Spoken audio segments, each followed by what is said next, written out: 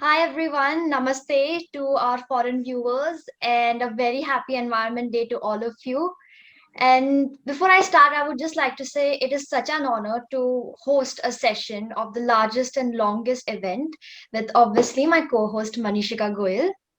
Now, what makes this World Environment Day even more special is the fact that it marks the beginning of United Nations decade on ecosystem restoration, also known as generation restoration.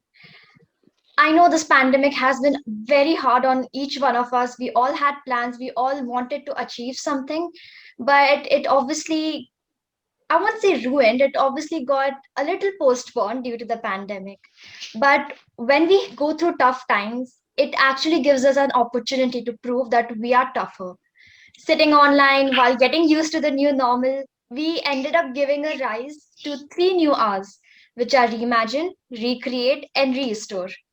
It has never been more important for all of us to take responsibility for an environment and make a difference. Even when we are standing 6 feet apart, we all must remain together because finally mankind needs to unite for our Mother Earth. Nature is certainly healing, and it is our duty to nurse her back to her pride and glory.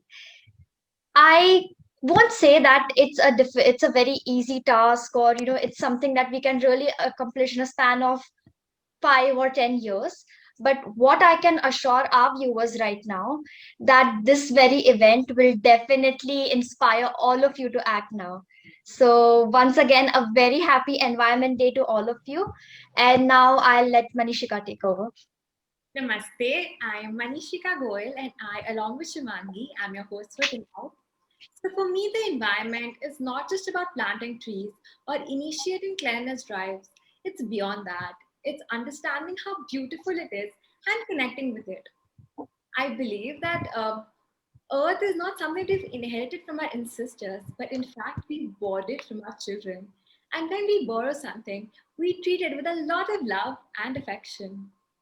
If we want to protect our environment and our biodiversity, we have to make sure that we develop opportunities to reconnect with the nature and make sure that we are not using these opportunities in any wrong way.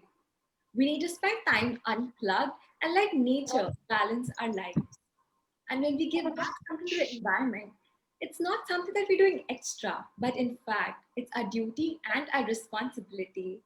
And lastly, I would just like to say that when you hug a tree, that feeling touches your soul and you can never go back. So let's all stand together, definitely by not standing together, because in the times of pandemic, we do not want not social distancing. But with that being said, let's welcome our Miss Teen Universe India 2020, Vachi Parekh, who's absolutely beautiful. And Vachi, we would love to hear what you have to say. That was a lovely introduction. Thank you, Manishika. And also, hello, everybody. I know here in India, at least, it is a little over midnight now. So, but everybody else watching throughout the globe, wherever you are, a good morning or a good evening. So, to begin with, I am Vachi Parekh, and as Manishika very kindly introduced me, I am Miss Teen Universe India. Now, as I say this title out loud with so much pride in my heart, I cannot forget the aspect that it comes with a whole lot of responsibility. And half of it, and in fact, most of it, is about the planet that I live on, or rather, we live on. And the one thing that I would like to say is that I'm not here to sort of deliver a speech or whatever, but it's sort of my initiative to raise some thoughts that should stick to you maybe for a couple of days or longer, or thoughts that would motivate you to do something better. And now I know, all of us are sitting here, and you must have heard a lot of people from a couple of hours that have touched upon very, crucial topics related to the environment, or just things in general that need to lead towards improvement in the totality of our earth, right? So to begin with, let's start on a happy note of Happy Environment Day. And we are all here, of course, to make an impact. And this is my very tiny input on it. So I would say, we say very basic. It all begins from home. The manners that we have, the kind of people that we are, the way we are brought up, it's all started off and stemmed off at home.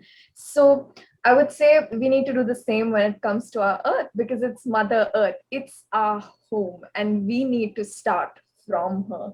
And that is something I feel people tend to forget. We take our earth so for granted, and it's sad, because very recently here in India, we sort of came across a typhoon flooding situation, and especially in Mumbai, a lot of garbage was thrown back onto land.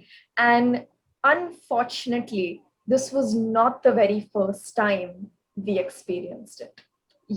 It's kind of sad. It breaks my heart that every single time there is some sort of a natural calamity that pushes back the trash that we have pushed into the environment, people are going to take to their social medias to share their snapshots or to share ones that their friends have taken, and be like, oh, look, this is the wrong that we are doing. We need to fix it. Hashtag green earth, peace earth. And then it's over. This isn't about creating a hashtag. This isn't about, it's not about creating the next trending topic. It's about keeping this topic the trendiest topic until we haven't reached a point where it's going to be fixed. And that's not going to come anytime soon. So I'm basically saying forever in a better manner. Okay. Because today we are stuck in a pandemic for about nearly a year now. On and off, we've gotten the opportunity to leave our homes, or else we're just staying at home. And humans being social beings, we like to socialize, we like to step out and meet people, speak to people, do our activities. However, we have been restrained from doing that.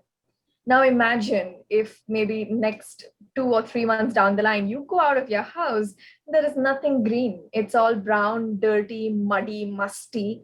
And unfortunately, even though there will be no such thing as a mask mandate, you won't be able to step out of your house without a mask. You will have to wear one for the sole reason to be able to breathe purified air. And at that point, who are you going to blame? Are you going to look at somebody and be like, oh, this is because of you? Because that person can turn right back and be like, nope, that's because of you, because you did something wrong. So we can't make this a blame game. We cannot point fingers, because we're over 7 billion people. We can all point a finger to each other, and then this is going to be a never ending story. And there are two main topics that I really wanted to touch upon, and I was more than happy, in fact, that I heard them in this forum of discussion earlier on as well. And one was the side effects of COVID that people aren't seeing. It is very, very, very saddening to lose close ones or to hear about a loss of somebody else. And those are losses that we are all going to grieve over in our personal pace and time. However, we are also forgetting to look at the waste that is being created as the negative side. Now, I understand wearing masks and wearing gloves and PPE kits is essential for our survival currently. However, it should not stop us from looking at a future at which where we can think of fixing the waste we have currently created. Of course, you cannot just wear a cotton mask and go outside because it's not safe. You need a double mask. You need masks that are actually safe, that are actually making the whole point of wearing a mask even purposeful, right? But let's at least become more thoughtful with the way we're disposing that waste. It's sad to see turtles swimming in water and their necks being caught in the strings of our masks. What did they poor do to come into this whole effect of everything? They've done absolutely nothing. If one species of animals as humans are hurting, let's make sure at least the other species is not. If we are the ones that are unsafe, let's at least try and keep the ones that we can keep safe. Like, we have our wildlife that we can actually keep safe. We need to stop cutting trees. And, every environment talk somehow comes down to planting trees, planting trees, planting trees. Though it is essential, that's not the only thing you can do. And that is not the only thing you should do, rather, because there is so much more than just planting trees. It is important and you should not stop planting them, but you need to look at the other aspects of waste disposal. It's such a small thing to put your wet waste and your dry waste, your recyclable waste and your non-recyclable waste in separate bins. Okay, and it all starts with education. So maybe when you have your house help that is coming at home, and she bins something in the wrong bin, in place of telling her, oh no, don't do that, please explain to her why it's not being done that way. Because maybe we as people have the privilege to be educated from actual institutions. They haven't been, or they don't. It's as simple as when I went to my grandmom's house last year, I noticed she had only one bin kept there, and I walked up to her and I was like, Dadi, why don't you have two bins?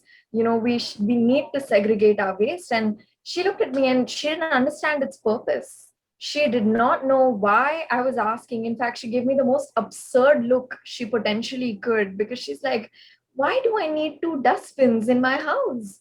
And I'm just like, maybe because the person who's going to go take this forward to a landfill or to recycle it is going to have it one step easier, to make it one step faster, so that more amount of waste can be treated faster, in place of that time being put into waste segregation. As simple as that.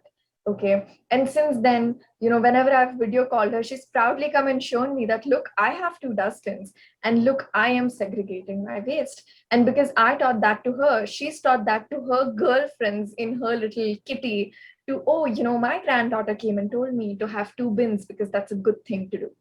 Okay. So when I say it starts at home, it quite literally starts at home, because you cannot even imagine how many people are unaware about this issue or problem. So I think it is upon us to take that forward. So COVID and waste being one bit, and then fashion and waste being another bit. And I bring up fashion because most of the girls that are sitting here right now are well acquainted with it. So, I urge you to take to your Instagrams, use that to your potential power, and sell your clothes if you don't just want to give it away. If you feel like, oh, it's a completely perfectly good pair of jeans that I bought 2.5 months ago, though I no longer want it or need it, somebody else would.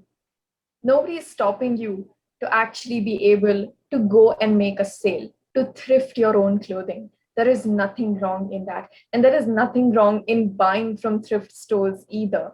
You know, we need to stop the trend from it being, oh, I went and I got this today from XYZ place, to, oh, you know what, I opened my sister's cupboard and I found this top which I could cut into a crop top and wear because it fits today's fashion sense.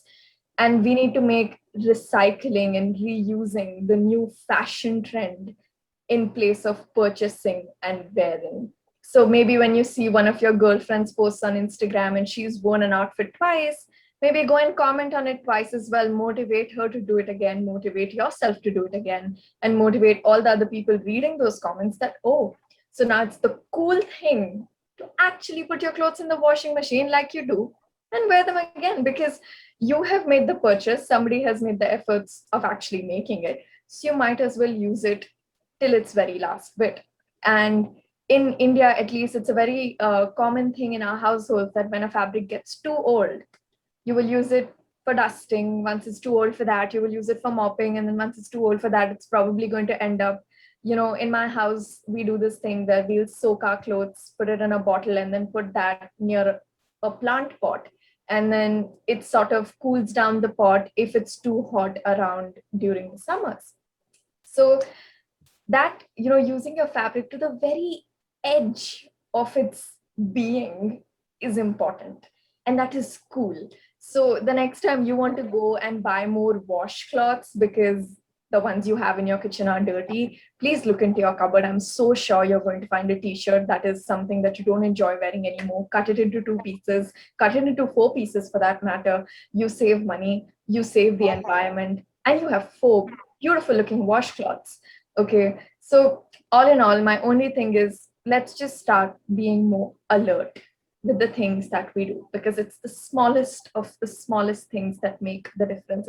It's the one person that fell sick with COVID-19, the whole world fell sick with COVID-19. And it's a very similar situation with the environment. One half of our globe starts to suffer, and we will all suffer. We are all suffering. So just imagine, if one half of us start to do better, the other half can also start to do better.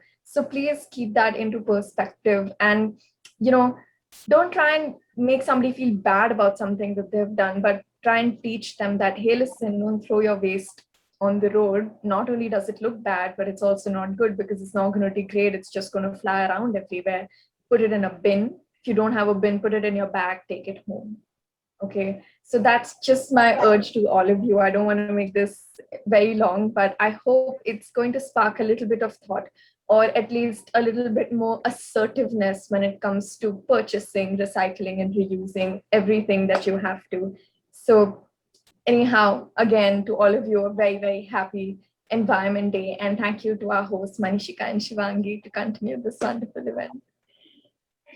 All right. Thank you so much, Vachi. And I'm pretty sure she must be the first person here who actually who actually advised their grandparents, because you always the other way around.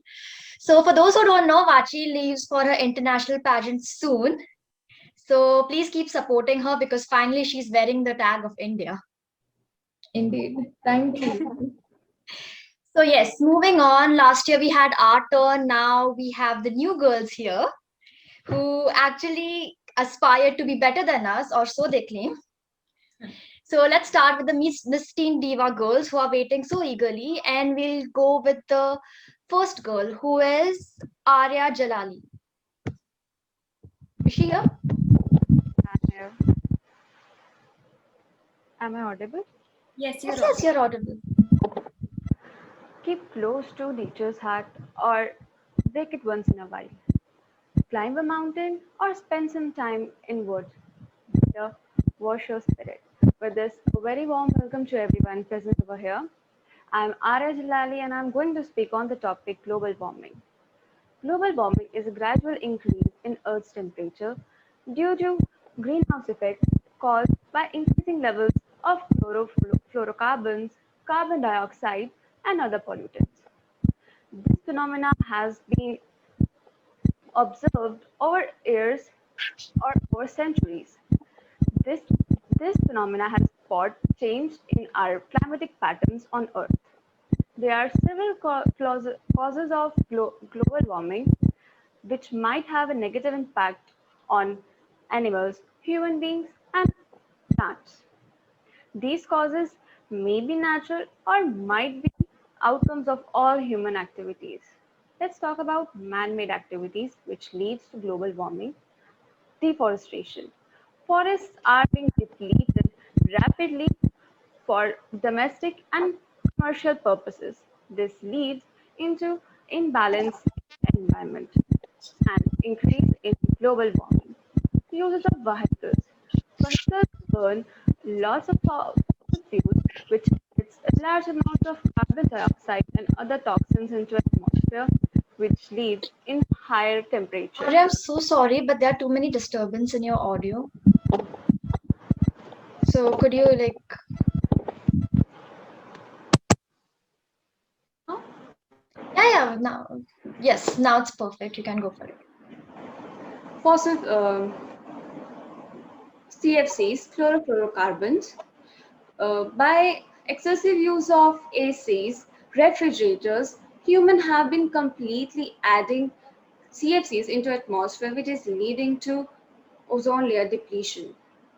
Natural causes of global warming: volcanoes, gases, and the dust particles which are thrown into the atmosphere due to volcanic eruptions causes climatic changes. Melting of melting of permafrost. Permafrost is a frozen soil in which several gases are trapped in for several years.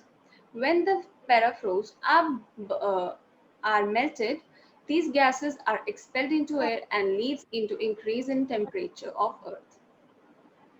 Forest blazes or forest fire emits a large amount of carbon containing smoke, which leads to rise in temperature on Earth. What actually the global warming affects on us? It threatens our ecosystem. Global warming is has been affected our coral reefs, due to which our animals and plants are being endangered. Na- um, Causing diseases. Global warming has change the pattern of humidity and heat, which leads to the movement of mosquitoes, which causes diseases. High mortality rate, floods, tsunamis, and other natural climatic conditions have have raised the average death toll of the on Earth. How can we prevent this? First of all, change light.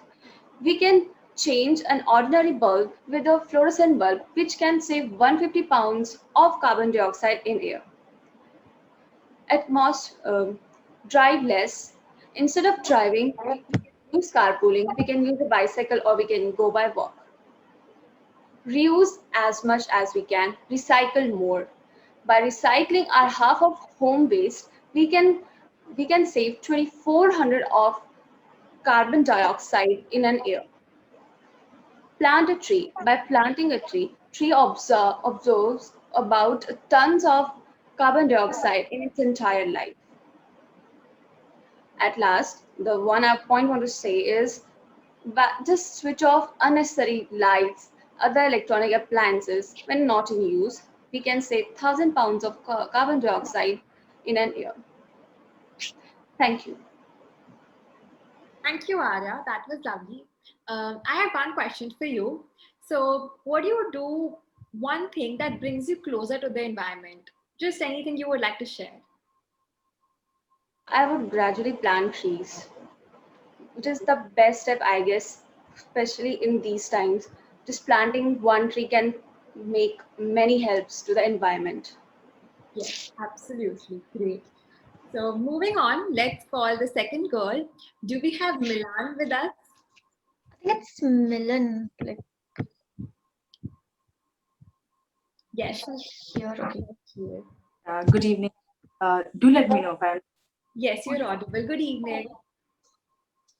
I think it's very late here, so might be good night will work for all of us. Anyways, restoration of the ecosystem. I'll start with a meme. All of this thought that I have started with a meme. That is, I lost my teenage years to strict parents, my to COVID crisis, and I lose the life to climate change. And this was just a funny meme, but trust me, it struck a chord within me. That's when I realized that, okay, what we need now is environment conservation.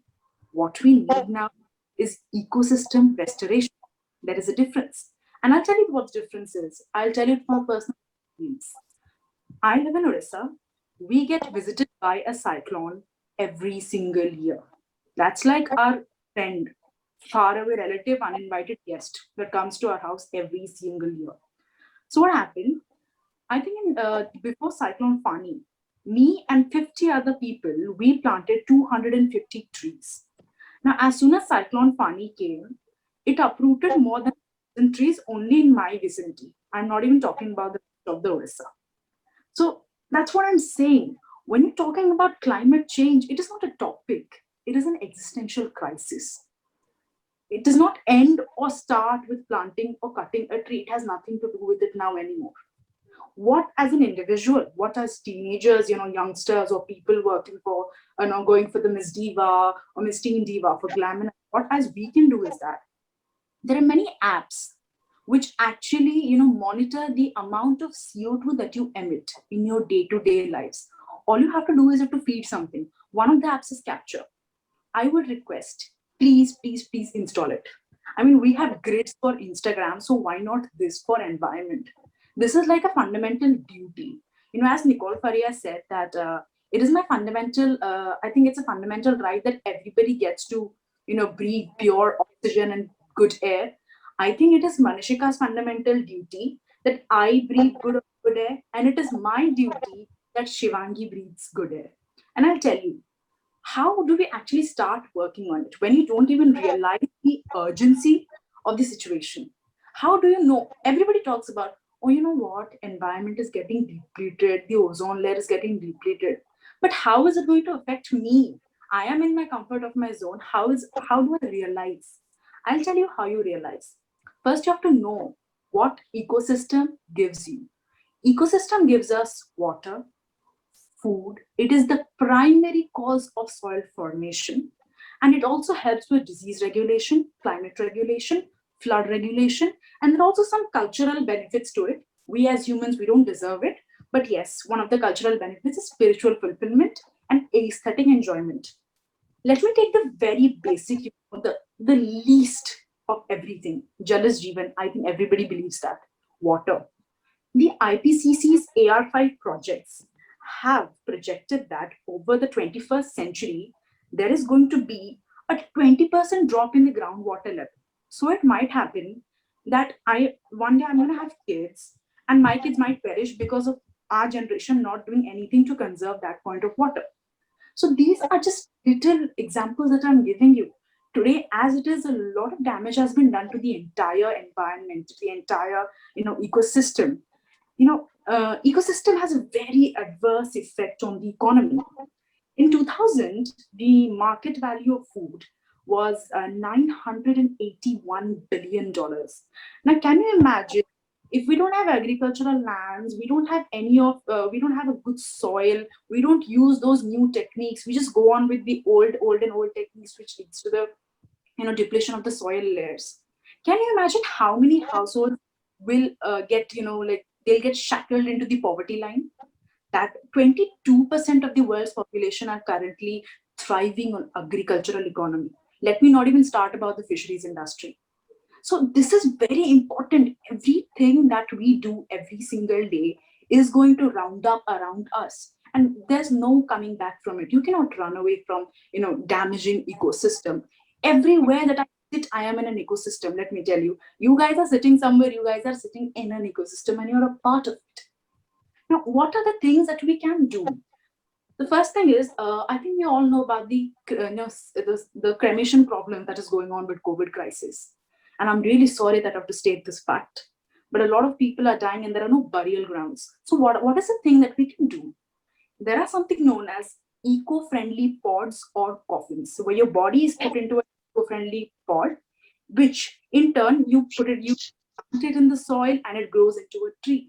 These are certain minimum things will get a huge difference, like a very, very massive and enormous difference. And then I think one of the, your predecessor anchors, I think they came up with the CSR responsibility of companies. CSR only works when you are in the conservation of ecosystem. We are in the restoration of it. We want to resurrect it. So don't you think that companies like Infosys, TCS, Tata, Reliance, the companies who have a very good per year annual income, that they should shift to green buildings? Now, green buildings are a massive concept in Singapore. Green buildings they have a certain limit to your energy consumption, to your waste management. That's why it's known as a green building. It's an eco-friendly building. Indian government should make it compulsory for all of these. Indian government should make it compulsory for all of these different, companies. That I think is one of the major things that has to be done in India for all of it. I'll tell you one of the major damage that has happened to Indian Ocean and how it is affecting us. The total damage of the Indian Ocean region over 20 years resulted, because of the coral bleaching of 1998. I think it resulted around $608 million. Now, if the corals cease to exist, that might go up to $8 billion. And can you imagine how many people are losing their livelihoods in that sort of a section? I am concerned because Odisha is a coastline state. It has a 470 kilometers of coastline. India is a peninsula. I think we should be more than, it is a duty to do all of it. And there were a lot of things, incineration plants. I think Nikhil sir came up with an amazing idea, but there are detrimental effects to it. There are, because when you go for incineration plants, they release out harmful pollutants into into the nearby vicinity. So the major thing you can do is waste reduction. If you want to resurrect, you cannot simply go about planting trees, deforestation, cutting trees. What Milan is saying is right. I'm so sorry, Milan. I just had to say this. Yeah. So I think for all those of you who don't know, Miss Teen Diva is also a preliminary for Miss Teen Earth. We send India's representative to Miss Teen Earth. And whether you win or you don't win, it's very important for a beauty queen to have a platform. All of you are national finalists. All of you stand for something.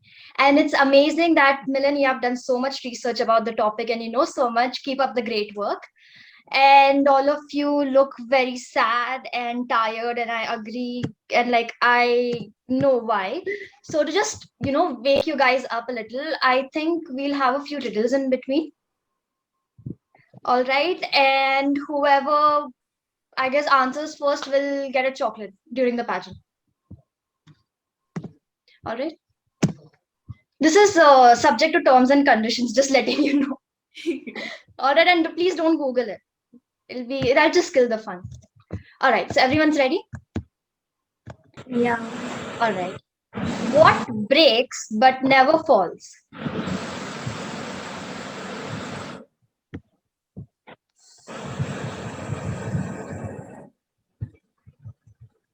All right, Surbi. Okay, so I think it's funny, but I think the answer is heart. That heart falls, right? Technically. Oh, no, person falls in. It's funny, but that's the wrong answer. I'll give you a hint. It has something to do with nature. I mean, heart is a natural thing as well, but it has something to do with the environment and the nature. Yes, all the riddles will be based something related to the environment.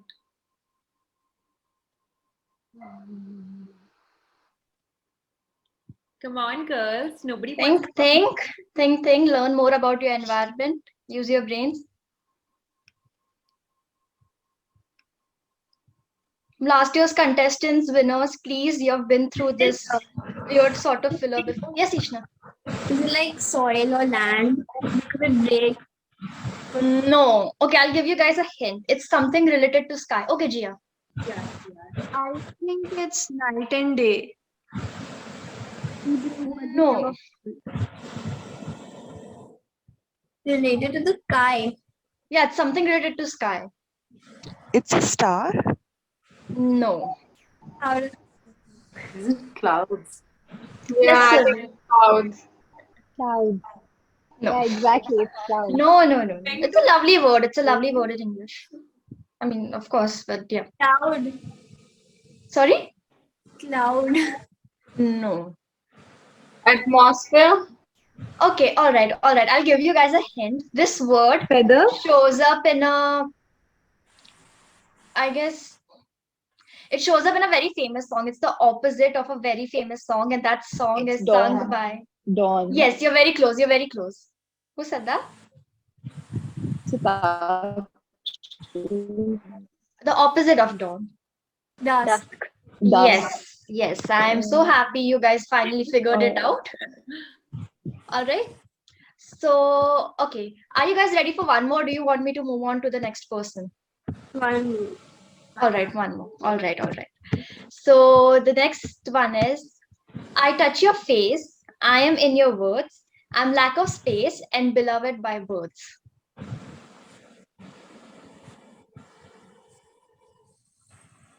Air. Air. Wind. Air. Yes. think so. Who said air? I Air. need to keep a track of everyone who's saying. Okay, who said air? I said air. I also All said it. Even All I right. said. All right, chocolate for this thing is cancelled because I cannot. Unless and until someone decides to sponsor that, Aishwarya. Right. So, all right, I think we'll move on to the next speaker. And just give me a minute. So, next speaker is Ishna. Yeah. I'm audible, right? Please don't call me ma'am. Oh my god, I'm your age. I was a contestant last year only. Yeah, go for it. I'm so sorry. Go for it. Okay. Hello, everyone. I hope everyone's doing well. There are many issues India is facing today with the environment, like air pollution, noise pollution, global warming, waste generation. But today I'm going to be talking about waste generation. So, waste generation really affects the environment. India faces major environmental challenges associated with waste generation and inadequate waste collection. The current systems in India cannot cope up with the volumes of waste generated while increasing urban population, which is impacting the environment in a huge way. There are loads and loads of waste accumulated at each and every part in our country on the streets, as you can see. And in India, 94% of waste is dumped on land, but only 5% of waste is composed. We should also separate our waste as recyclable and non-recyclable, biodegradable and non-biodegradable, and wet and dry waste, as it becomes easier to dispose it of. And India generates 62 million tons of waste each year. And there are many effects of waste generation, such as air pollution, because sometimes by the process of incineration, they do burn out the waste, which is extremely harmful.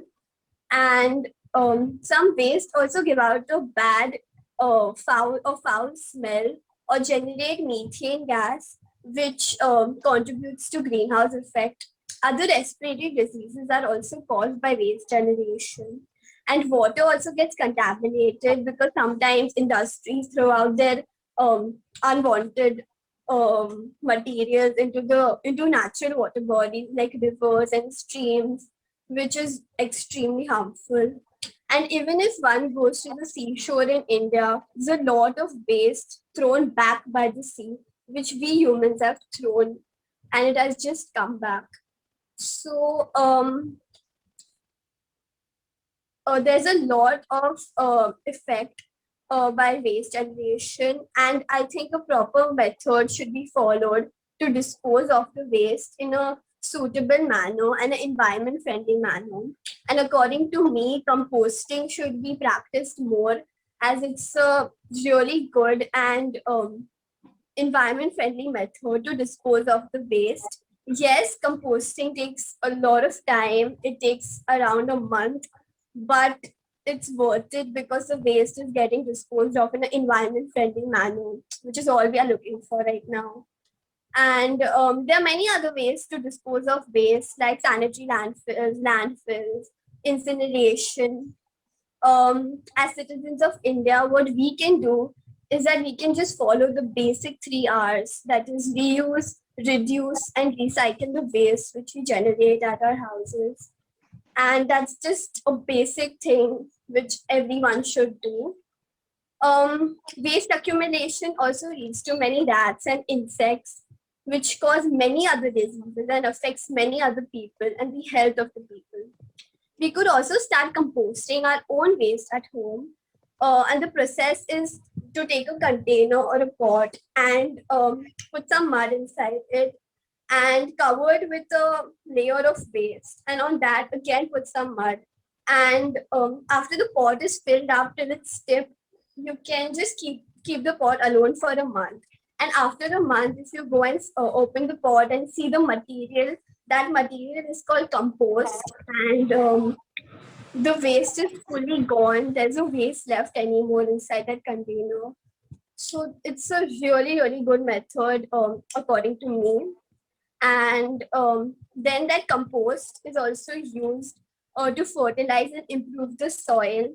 It is also used in organic farming. And compost also retains a large amount of water, which helps to prevent erosion and improve vegetation. It's an excellent fertilizer for plants. So here there are two advantages. Firstly, the waste at the house is getting disposed of, that to in an environment-friendly manner. And secondly, the plants are also getting a natural fertilizer, which improves their growth. Hence, there's so many advantages for you to start composting at home and save the environment. So it all starts from you and how each one of us will make a change in the environment and contribute to the world's environment, because peace is green and every act matters. Thank you.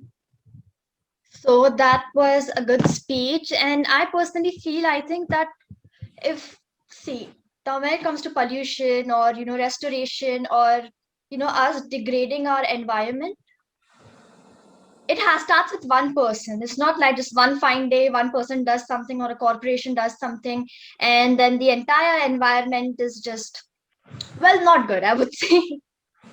I don't want to get into all the problems and everything. So I think if each one of us does our own little part in restoration, as has been discussed throughout this thing, we can actually create a change. And finally, especially our teen girls, and obviously the GSI girls as well, because you're not that old. So yeah, all of us can, we are the future. Finally, it's us who have to live with whatever we create. Yes. Okay, So yes, who's waste ready? management is a very important thing. All right, so are you guys ready for a question if I ask you like a very current affair-ish question? Yeah. All right.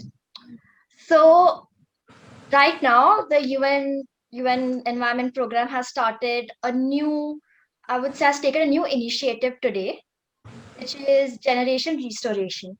Can you tell me who's the host country for World Environment Day 2021? Yes, Rabia wants to answer. All right. Pakistan, right? Pakistan. Yes. And I know things haven't been very good with Indian military and Pakistani military, but that doesn't mean that environment should be, we shouldn't support each other when it comes to the environment, because environment degradation is something that does not see land borders.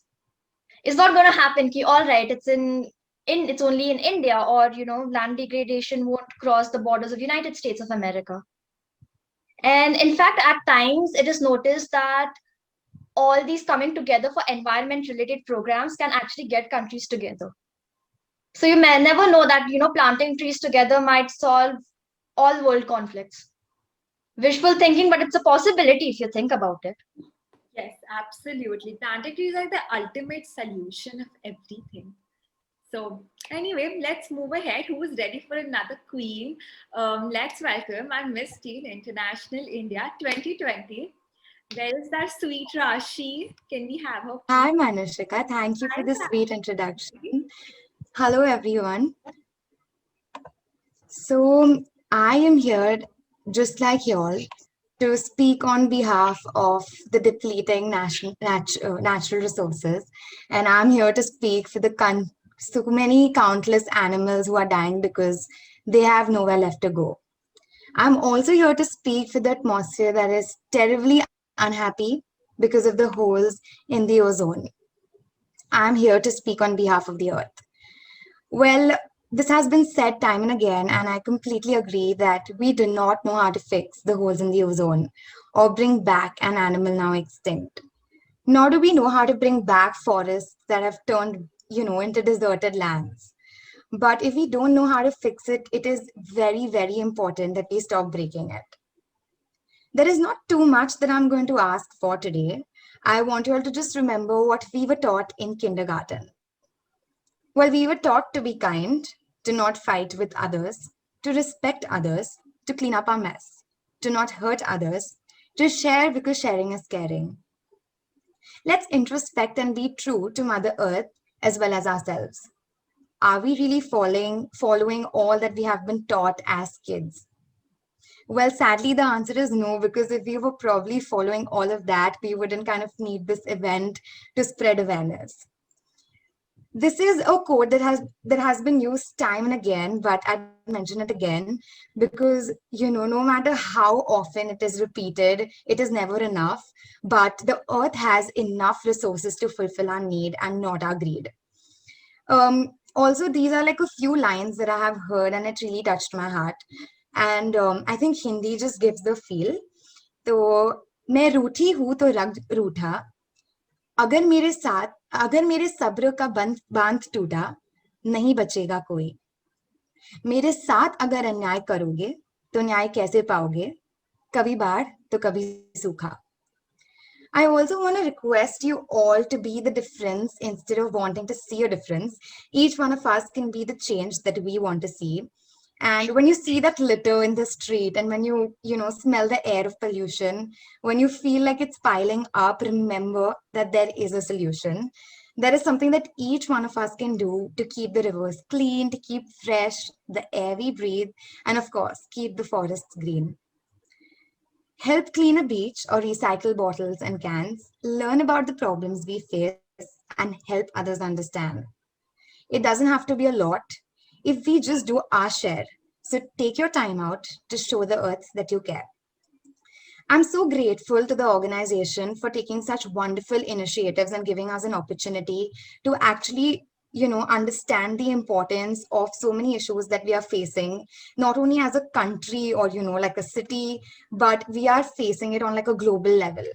And I just want to say that I have heard so many people giving so many solutions, conventional, traditional, and everyone's rooting for their solutions. But what I personally truly believe in is that if you're making a difference, it really doesn't matter. Whether you're growing a tree or you're probably having a thrift store, every single effort counts.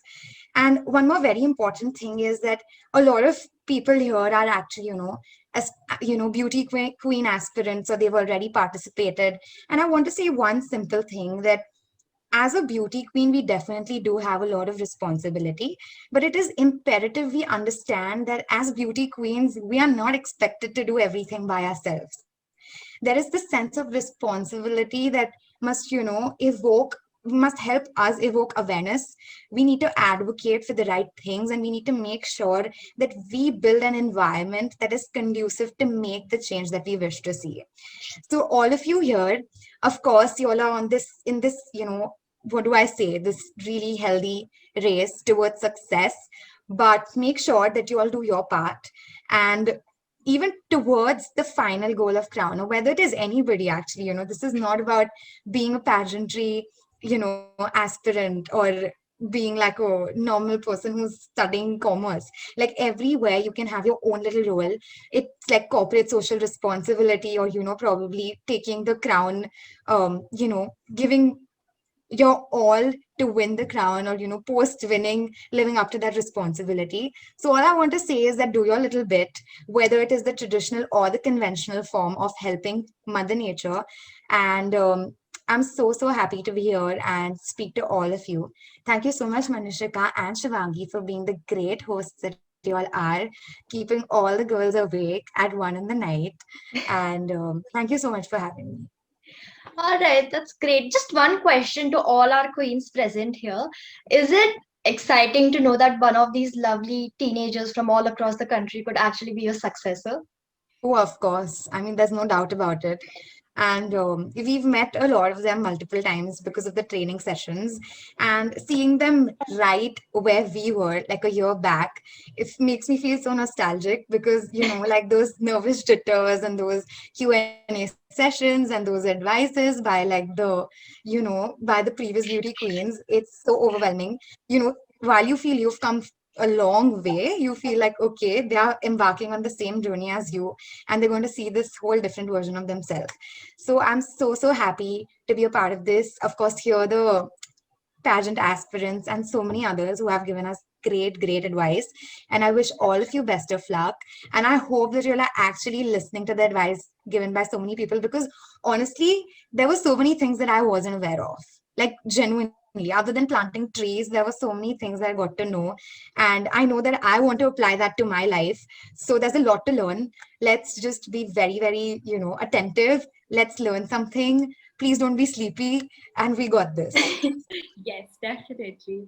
So thank you, Rashi. It was wonderful. Thank you so much. Thank you.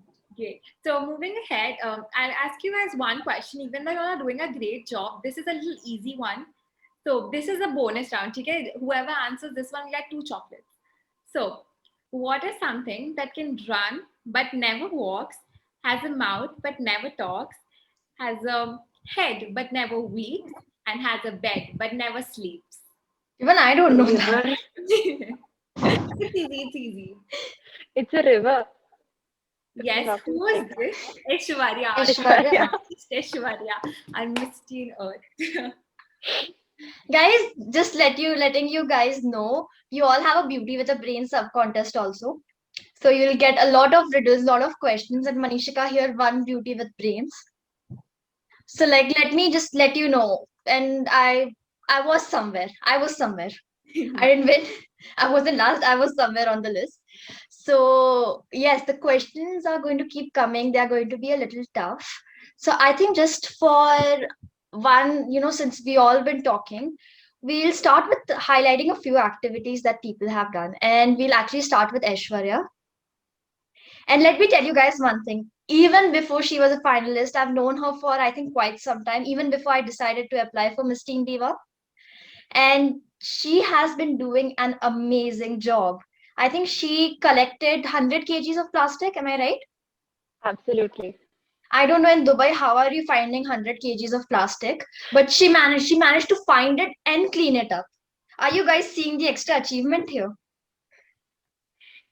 I'm I'm I'm surprised you said I only found 100. 100 is barely 1/10 or 1/100 of the amount of plastic that's present, But Aishwarya, you're the one probably in person my only, na? vicinity. You're only one person, na? You are like See, I was 1 in 7 billion. absolutely, yes, I I agree with you. But I myself was astonished with the amount of plastic I was able to collect in 2 weeks. Originally, my target was to collect around 50 kilos of plastic, recyclable plastic materials in around 2 weeks. But initially, I thought it might be hard because plastic can be really lightweight, and collecting a lot of plastic, especially just from households, is not going to be easy. And filling and completing that target was not an easy task. But with the help of a few of my neighbors, and I also went to cafeterias of my mom's colleagues and all. So I collected from different 2, 3 cafeterias, from a gym, from a football field, or wherever was possible. I was wherever I was able to reach out to, I was able to collect. And to my surprise, in just 2 weeks, I was able to find 100 kilos. Right? If this was continued for a longer period of time, just think of the amount of plastic you would be able to redirect from landfills to recyclable centers. It's just simply amazing. And it's not just that, I collect plastic, and it also comes with another reward. So this campaign is called One Root Community, and I'm a part of an environmental organization called the Emirates Environmental Group. So it's the first environmental organization in UAE that is accredited to the UN.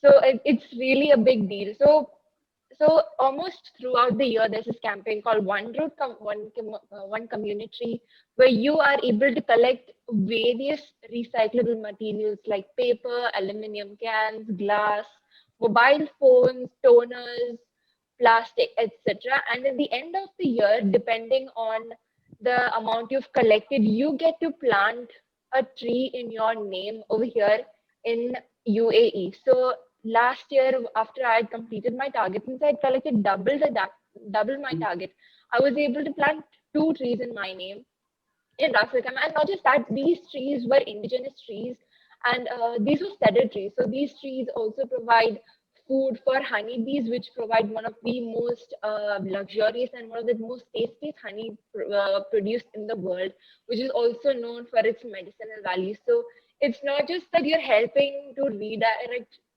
waste from waste to landfills, and from landfills to recyclable centers, but you're also in a way helping protect the environment by growing a tree, providing food and habitats to so many other living species and organisms. So it's a complete cycle, what anyone could ask for. And apart from that, I've also taken part in tree plantation campaigns and cleanup campaigns. I've gone to different lakes over here, collected the waste that people actually put there when they spend time, go have picnics. And recently, when I had gone to a beach in a place called Quain over here in UAE, the place is very well known for its beaches. But I was shocked when I saw the amount of waste that was on the sand. It was everywhere I stepped, I could find either glass or some paper wrappings, plastic bottles. Some people, I even found some clothes and rubber slippers and all of those. And you wouldn't believe this, but I actually saw rotten watermelons near the place where the water, the waves come and hit the crash on the land, right? I found at least a dozen watermelons rotting over there, and I felt so sad. I'm like, why isn't anybody doing anything about it, right? We all see so many things around us, and only when we see something that's dirty, we tend to think that okay, it's dirty, it's fine if we litter it. But if we take the effort to keep that place clean, then we will realize, okay, this place can look so beautiful since it's clean, let's not litter it, and make this a place where everyone can spend time with without having to be disgusted about the litter around us. So um, this is something that's really shocking, but I know that none of this can be changed overnight or in a period of a year or two. It's something that it's a long, drawn out process, to be precise. And it, some people might consider that, okay, if I'm the only one who's doing it, what good use is it of? But like, think, it's if it's not just you, and if it's 10 other or 20 other or millions of other people like you, that one tiny effort is multiplied into millions and billions, and that small step of yours will eventually lead to a big huge milestone. So that's what we're looking for over here. So it doesn't really matter that whether you're the only one or not. Encourage others, motivate them, educate them about it, spread awareness, encourage them to participate in environmental organizations, take part in such events. And I personally use my social media handle as well to motivate others. Some people might not even see it, but that is not my concern. My main aim is to use my voice, to use the power I am given to spread awareness and educate people about what they are supposed to be doing in order to lead a happier and healthier life. So not only the next Miss Teen Earth India, but all of you have huge roles to fill. All right, because if this is what the first Miss Teen India Earth, sorry, has accomplished, so we can only expect the better from the next batch. So yes, getting back to the speeches, Manishika. Yes, definitely. Dhere, would you like to play one video? Yes, please. Sure, ma'am.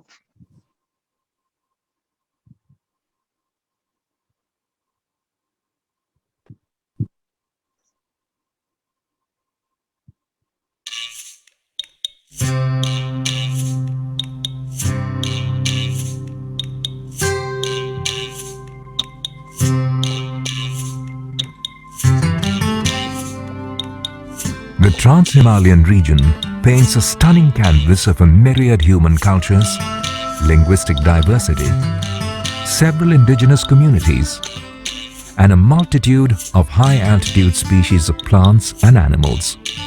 It is also home to one of the most enigmatic predators, the elusive and mysterious snow leopard.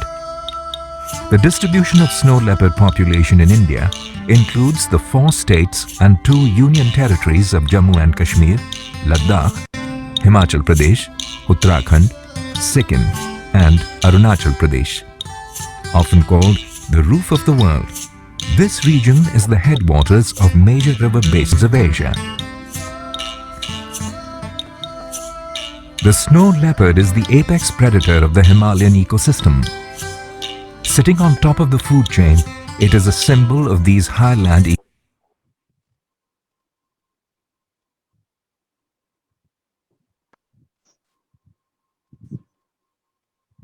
All right, guys, please pay attention to the video because after, like, if we exhaust the speakers list, I'm going to actually start asking you all questions.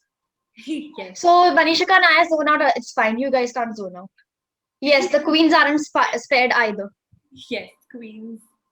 Anyway, so these new girls are really knowledgeable, and I'm loving how much I have to learn from them.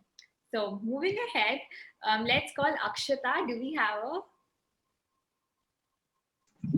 Am I audible? Yes. Yes. Go for it. Okay, so being a Sanskrit lover, I'm going to start my speech with a Sanskrit line. Mata Bhumi Proham Shita, we Pratishtha. can barely hear you right now. Your voice is very feeble. Can you fix your audio maybe or use headphones?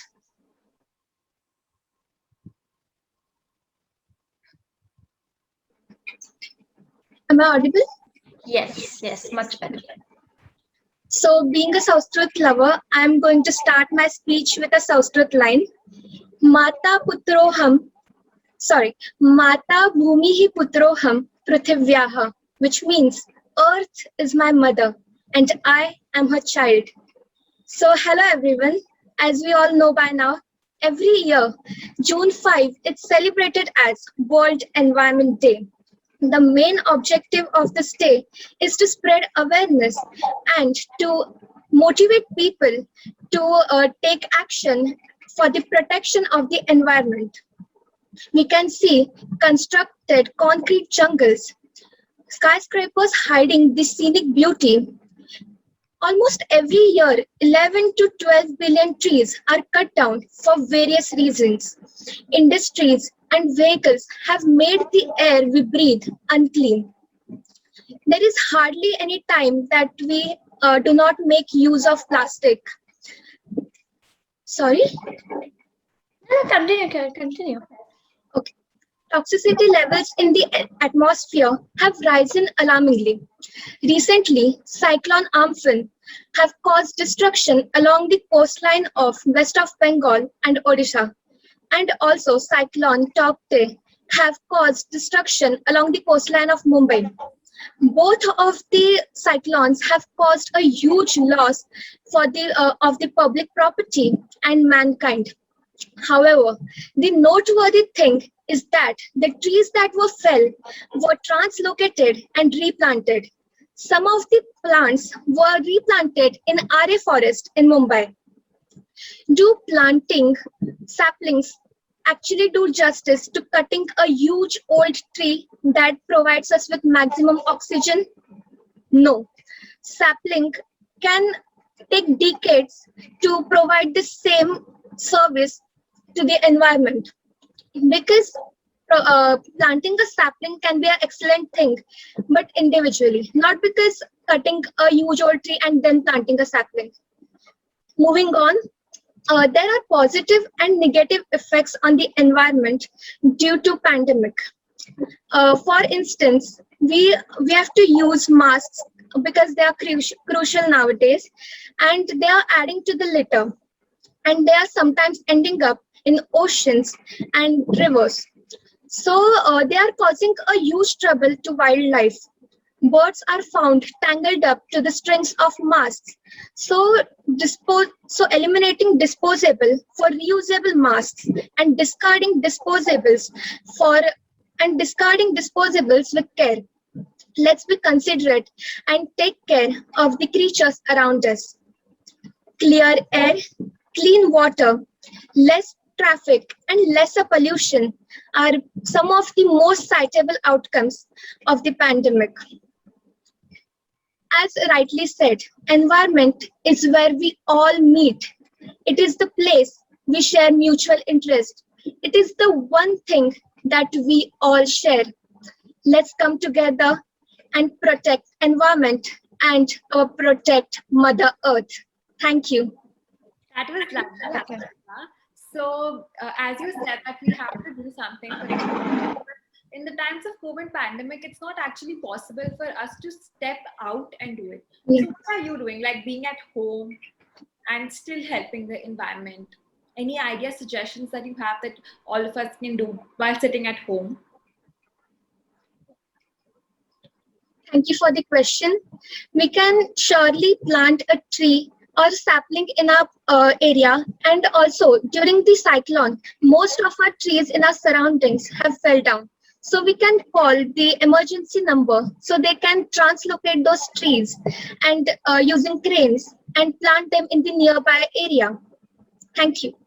That was I really like this point she touched where she said that, cutting down something or destroying something is very easy, but then building something up, that is a very difficult part. And also, guys, I want you all to acknowledge Siley here, our Miss Teen India multinational, who's looking so lovely, who is a very busy engineering student and still has time for us. All right, so don't worry, Siley, we'll hear your thoughts as well soon. All right, so just give me a minute. I'm sorry, guys, even I'm sleepy, so I'll take a while to look at the list. All right, so our next speaker is Manat. Am I audible? Yes, you're audible. Very Hello, everyone. So we've talked about a lot of things that pose a great threat to the environment and the ecosystem. And one of them is palm oil production, which is not much talked about. So we know that palm oil is produced from the palm fruit and is also a basic source of income for many farmers in the Southeast, Central and West Africa and Central America. Now, it is used for a variety of purposes like the cooking oil, exports for use in much commercial foods and personal care products like makeup and toothpaste, and is converted into biofuel also. Oil palms produce 38% of the world's vegetable oil output and 5% of the world's vegetable oil farmlands. Now, these plantations, typically the monoculture crops, are under increasing scrutiny for the effects on the environment, which include loss of carbon sequestering, biodiverse forest land. Moreover, there is also a concern over displacement and disruption of human and animal populations due to palm oil cultivation. Now, the statistics show that demand for palm oil has been criticized for greenhouse gas, habitat destruction, reduced biodiversity, and increase in outbreaks of zoonotic diseases is linked with deforestation in tropical countries. Now, it largely affects the large areas of tropical forests and other ecosystems. Now, it is a 61.7 billion US dollar industry and hence can't be completely ignored. But there are ways for prevention which can be done on a personal level, which is using products with specified oils like the sunflower, the olive oil, the coconut, corn oil, etc., and do our bit for the environment in order to save the orangutan habitat and avoiding deforestation and depletion of the rainforest. And also, there are big organizations which are spreading awareness, like the WHO, and raising the issue on a global platform. And hence, palm oil is only and only cheap in the supermarkets. Everywhere else, it is costing the earth. Thank you. That was lovely, Mannat. This is what I like about having so many people from different backgrounds. You even get to throw light on very niche topics. Like I think I haven't heard anyone speak about palm oil before. I've had so many conversations, I've joined so many environment related conferences and conversations and different things, but this is something that I'm hearing for the first time. So great job, Mandar, and thank you for throwing light on this very niche topic. So Manishika? Yes, let's okay, fine, let's have a riddle. Let's have like one riddle, since I think all of you are falling asleep. Let's keep the momentum going, girls. So, riddle time. Walks in the wind, but stand where there's moist, counts time, but stops the clock, swallows kingdoms and rocks. Rain. No, not wind. It Can walks. you please repeat the question? GSI girls, come on. Can you repeat? Manishika, I said rain. Leaves? No, not leaves. Rain, R-A-I-N. Rain, Rain. R-A-N. Air. No, it's not air. Give them a hint, no? Okay, hint. So it's somewhere on the beach. I think this was a big hint. Sand. Yes, sand. But ये hint के बाद था. So this is a little clue. So no chocolate. Half chocolate. Adha you eat, adha I eat. Okay, moving ahead, let's call another finalist. Shrestha, are you here? Yeah, hello. Hi, Shrestha. We love to hear what you have to say. Yeah.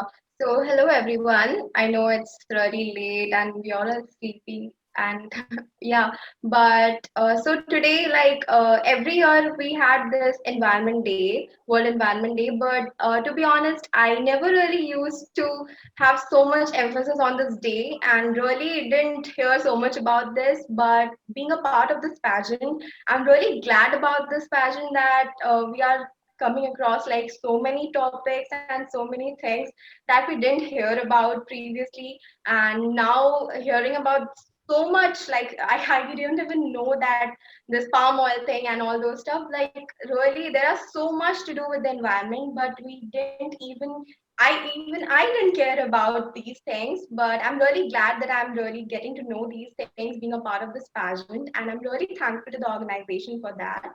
Also coming to my topic, so I'm from Jamshedpur, Jharkhand, and it's an industrial town.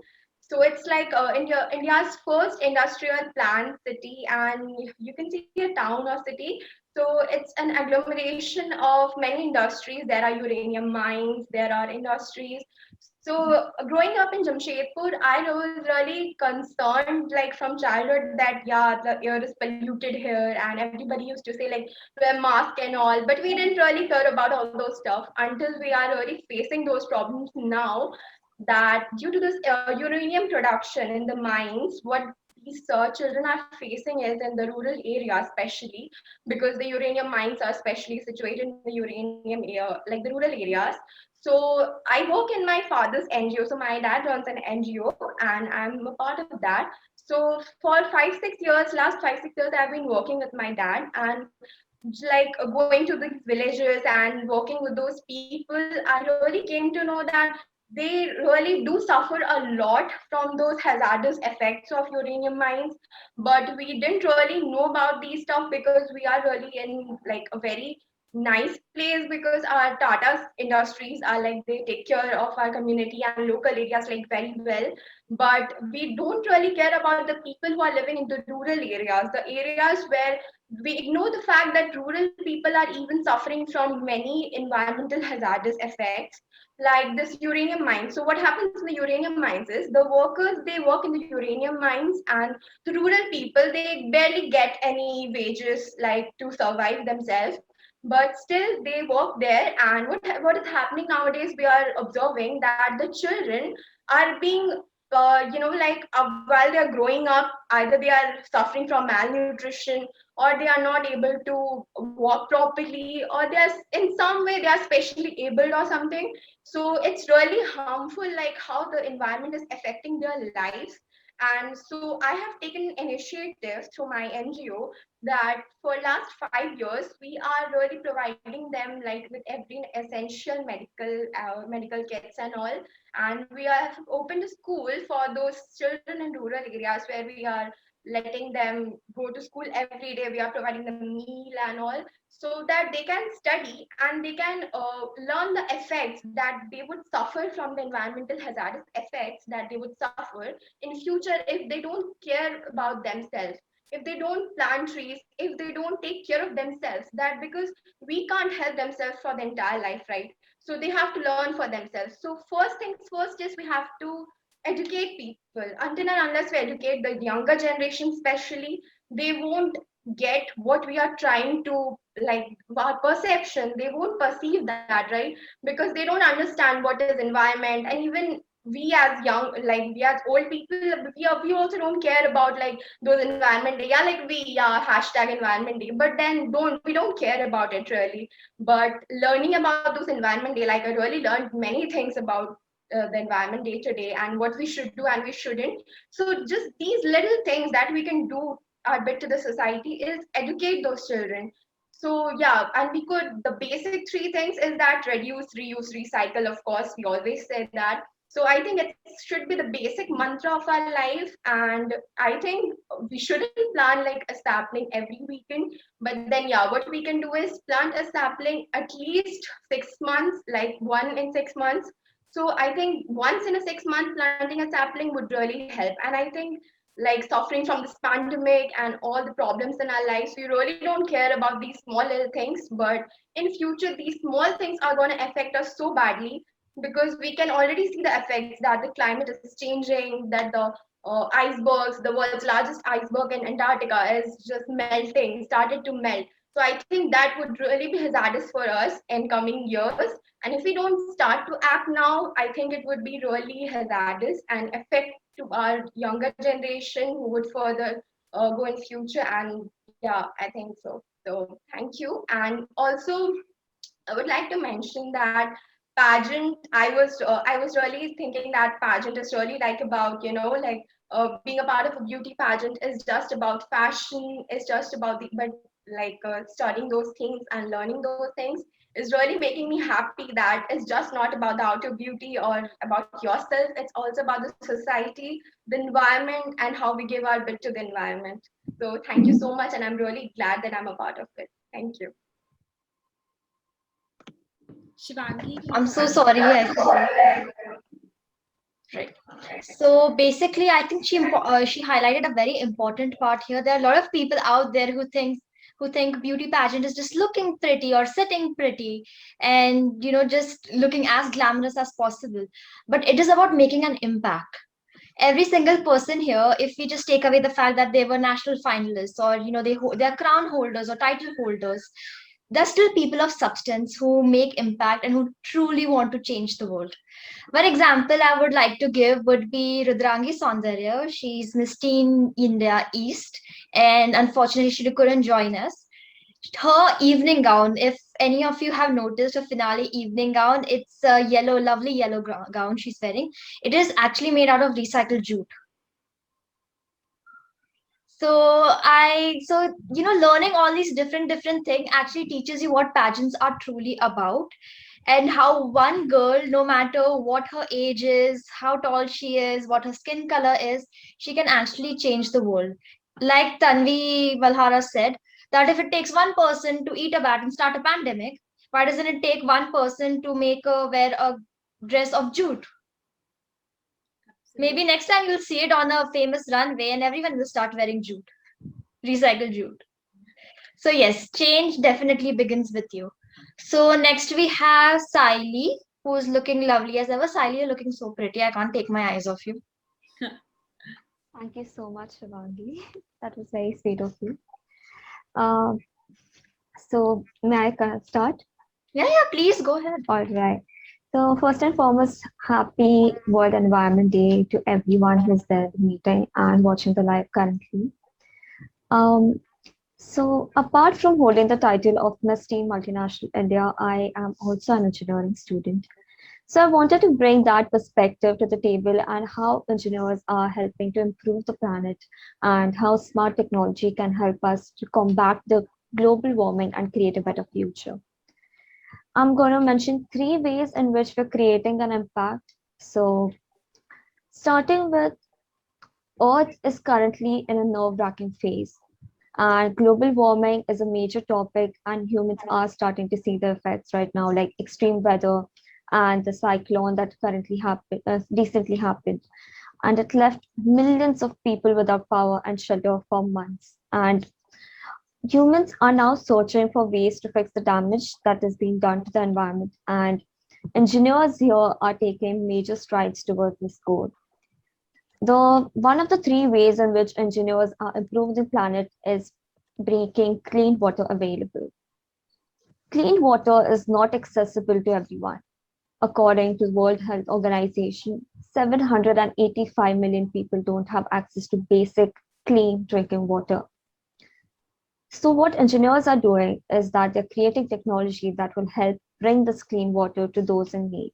For example, the Waka Tower. It is a 10-meter tower which is designed to collect and harvest potable water from the air, generate electrical energy from sunlight, and even sustain a modular edible garden through an integrated irrigation system. The tower is built with biodegradable and recyclable materials and works through gravity, condensation, and evaporation without the need of an external power, and eventually, similar towers could provide clean water to any town that needs it. The second way is through via clean energy. So no matter what form it comes in, solar, wind, or water, the world needs to move towards a cleaner energy harvesting. And engineers are bringing clean energy to the forefront with inventions like solar panels, wind turbines, hydro pumps, and we've also created grid tie systems which go hand in hand with clean energy generation. These systems allow consumers who harvest their own clean energy to sell extra energy that they produce to utility companies, which means that consumers like you and I, who don't generate our own energy, can create a collaborative strategy that can benefit our entire community. The third way is through sustainable farming, which is a very current and trending topic. As the world population grows, producing sufficient food is becoming increasingly difficult. And here it's the need of an hour to find solutions to avoid worldwide food shortages.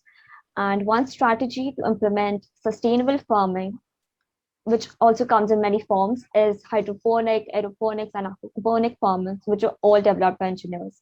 And it helps make growing food easier. All three types of food growing systems allow an indoor environment and increase the amount of food produced. So engineers are creating smart farms that use technology to streamline and improve farming, and automation is one step towards smart farming. It opens the potential to speed up the whole process and eliminate the possibility of human error. From tillers to sorting machines to tractors, almost every farming machine can be automated, and smart farms can also deploy drones to plant seeds, to spray crops, and keep real-time field analysis. So I just want to sum it up by saying that as engineers, we are trying to help humanity from sustainable farming to clean energy to clean water. And we, not just engineers, but we all should together work on making the earth a better place for everyone now and also in the future.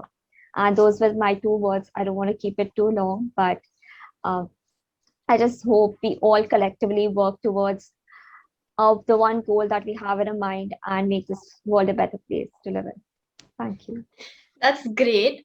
So I think this is a huge, huge lesson for all those people who say that engineers do everything else except engineering. Well, Sally is that That's one very engineer true. who does engineering as well as everything else. She's one girl. I just look at her and I just go, okay, oh my God, I haven't achieved anything. Oh, please don't say that. She's into sports, she's into business, she's into studies, she's into pageantry.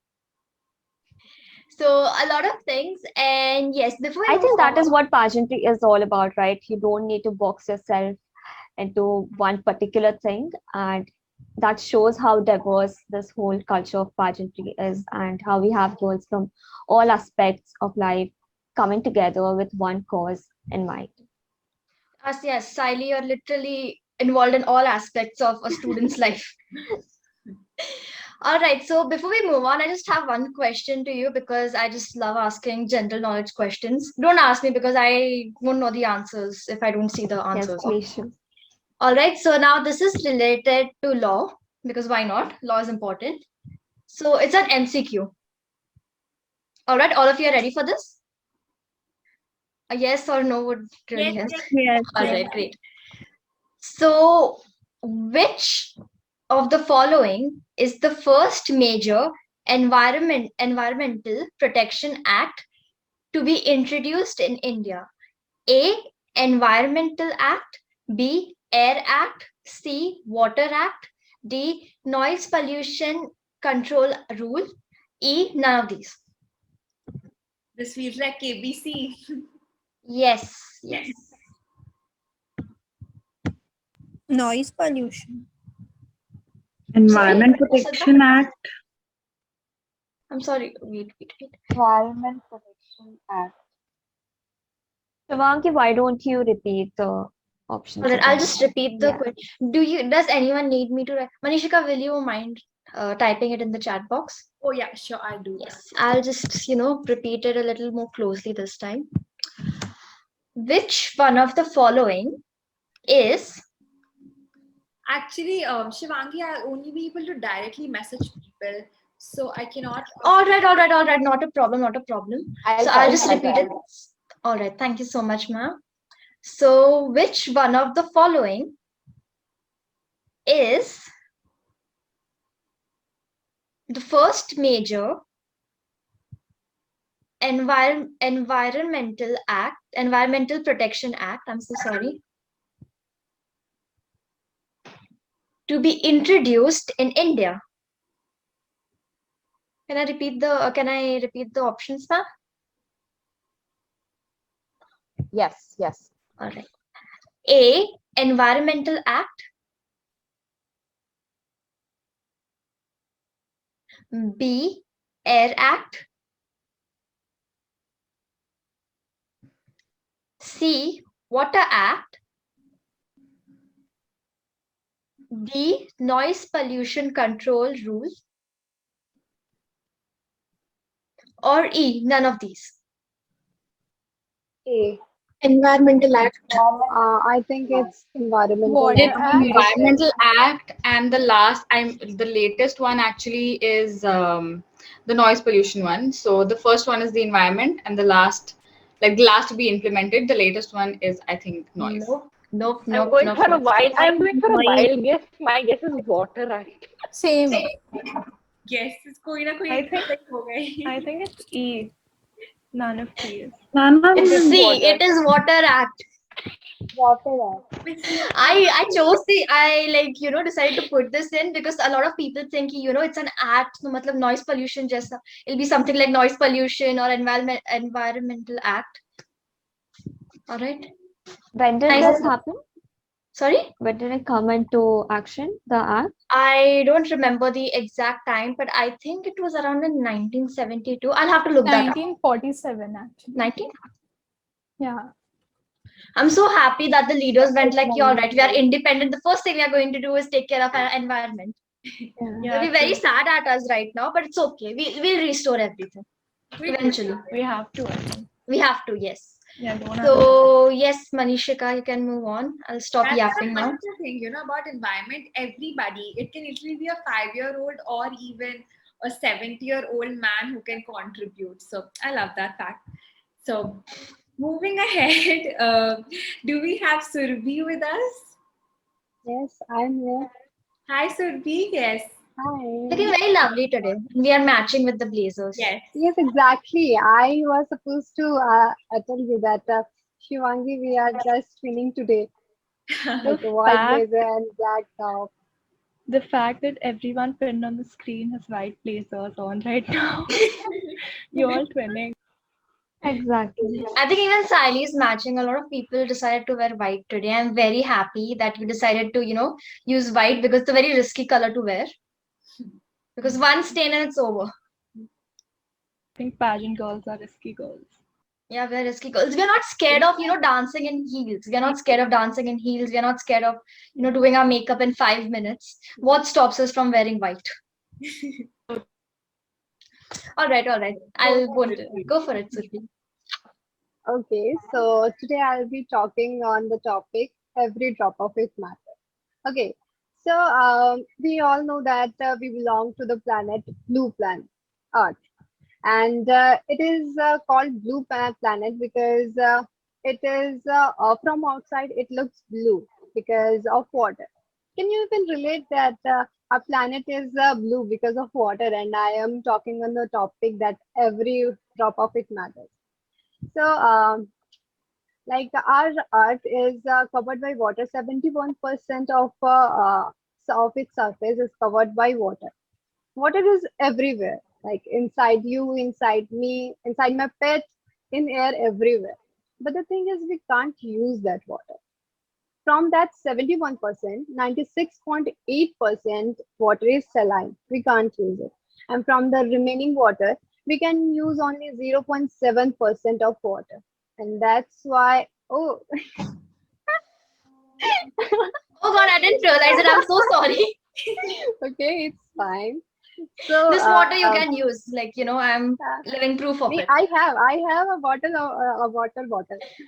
No, girls, Okay. please drink water. We need all of you Keep to hydrated. yes, Keep hydrated. hydrated. Okay. Yes. Okay. So from remaining water, we can use only 0.7%, and I don't think that it's enough, and that's why every drop of it matters. So people at many places in our world are facing water scarcity, and I think in future water may become as expensive as petrol. Like we can't rely on groundwater because it contains lots of harmful chemicals that can harm your mental health, like chemicals like fluoride or arsenic, etc. So we can't use contaminated or saline water, right? So we should conserve water. Like due to lack of technology and knowledge, people in the villages use water directly from water resources, and that pollute water. And other than that, sewage water, industrial chemical waste, and garbage. These are the some sources that are making our clean water unsuitable to use. and that's really upset me sometimes. Okay, so like what we can do about it, how we can conserve water. So it's very easy. There are many ways to conserve water, but the thing is, we have to take a step towards it. Like rain. Rain is the best resource of water, but what we do, we let that rainwater to waste. So what we can do is we can add a rainwater harvesting plant to our house so that we can conserve rainwater, or we can add our three water plant, that is reduce, reuse, and recycle of water. So basically, there are lots of way, but the thing is, we have to take a step. If we want to conserve water for our future generation, then I don't think it is going to happen within the night. So we have to practice it for each and every day. So let's do it. Thank you. That's great. I think because a lot of people say that the Third World War would be fought on water. Water, exactly. Yes, and which is very Exactly. weird because I always thought that it would be all right. Hold up, is my camera off? No, no, it's Oh, that's fine. No, you're visible. Which is very strange because I always thought it would be because of United States, and it almost did. All right, no political statements here. Americans will forever hate me. All right, so I think we'll move on to the next person. And the next person is. Yes, please bear with me. I'm a little sleepy, so I'm a little like, yes. So next we have is Shelly. Yes. So am I audible? Yes, yes. Okay. So my first of all, happy Environmental Day to everyone. And my topic is a topic which is not thought about or which is not discussed about everybody. So my topic is adverse effect of asphalt roads on groundwater. So we all know what is groundwater is. The rain which comes and the water which goes into the ground is known as groundwater. We all know that. And groundwater is used by many people for agricultural purposes, irrigation purpose, and that is very, very important. So what asphalt roads are? So in today's scenario, the asphalt road urbanization is in demand very much. And because of that, every people want smooth roads for transportation. So it's very easy. It's very nice that we have good roads, smooth roads. But what are the effects on our government, on our environment because of that? So because of that, the groundwater, due to asphalt roads and pavements, the percolation of rainwater hinders. Due to this phenomenon, there is depletion of groundwater. So because of this, we cannot get enough groundwater, and due to this, there is many problems occurring for agricultural processes and for farmers. And we just dig our earth, ground under and under to search water, but we don't find it because there is no groundwater left. And because of that, our land becomes unfertile. And due to this, many farmers have to sell their land to the builders. And what the builders do is they just make more buildings. And because of that, many farmers get unemployed. So for the prevention of this, I think there are other materials used for making the roads and which are porous asphalt roads which allow liquids to pass through the ground, and because of that we can have a level of groundwater, and we can also increase level of groundwater below the surface, and which will be used to many people for agricultural processes, irrigation, for industries, and many more things. So my topic is a little bit different, I think, but I thought it's Environmental Day, so I can talk about it, and I cannot get an opportunity to talk about this in any other day. So yeah. Don't worry, you're a national finalist now. You can talk about anything, especially if it's something as important as this. This is a very important message that, take care of the environment, not only because it has taken care of us for years together. Do it for your own selves as well, because without environment, even one disturbance in the entire ecosystem, and it'll backfire on human beings. Yes, We would totally. cease to exist if any of the important species like the honeybees. Yes, exactly. If honeybees end, the world will end. Exactly, and that is very scary because you look at a honeybee and you're like, all right, we just take the honey from them. That is like the first thing that pops in everyone's mind. But it's a pollination and everything. I won't get into detail. I don't want to turn this into a science lecture. So yes, this is the basics. So thank you so much, Shelly, for sharing this with us. Thank you. And the next girl, Manishika. Yes. So next girl, do we have Ananya? Yes, I can see her. Ananya Karan. Yes. Hi. Yes, I'm here. Yes. A very good evening to all of you. So, as we know that we humans are the most powerful creatures on earth, it comes with a lot of responsibilities. The responsibilities such as protecting nature, wildlife, and marine life, right? And according to the Indian philosophy, there are 5 basic principles of life. These are water. So first of all, if we will see about water, so it's the elixir of life. And then the other thing is land or Prithvi. Then the other moving forward, we would find that there are 5, that is stages or vayu or air. And if we will think deeply about it, we would find that there are a lot of major concerns regarding each of them. And see, if we are talking about Prithvi or land, the first major concern which we would get in our mind is deforestation. If we will think about water, we would think about water contamination, which kills around millions of people around the earth every single year, right? And if we think about tejas, that is fire, we would think about global warming, which is a threat which we cannot ignore.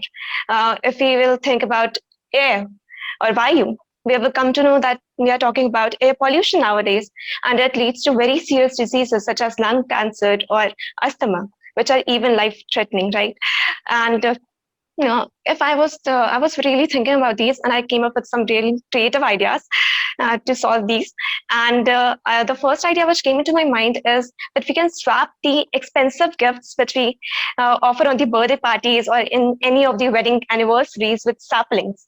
Think if you are gifting someone a sapling and they grow it, every time they will see it, they would remember you. Then the other thing is we celebrate festivals, so we can make such festivals a way of implementing afforestation.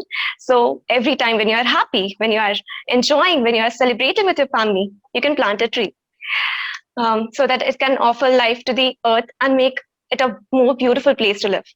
And you will be thankful to yourself, and the upcoming generation will be thankful to you for the act you are doing now. Then the other thing is one can invest in organic farming at their own houses. So it is a great way of keeping themselves healthy, as well as giving back to the environment. We Indians have witnessed many reformers such as Sundarlal Bahuguna, who was the leader of the Chipko movement. He died few days before. Then we can witness such as Rajendra Singh, who is the waterman of India. And but the sad part about this, or the disappointing part about this, is that one man or one organization cannot make a huge difference. But we global citizens, if we decide and work hand in hand, we can make a huge difference. And that goal of green, safe, and healthier Earth is no longer away.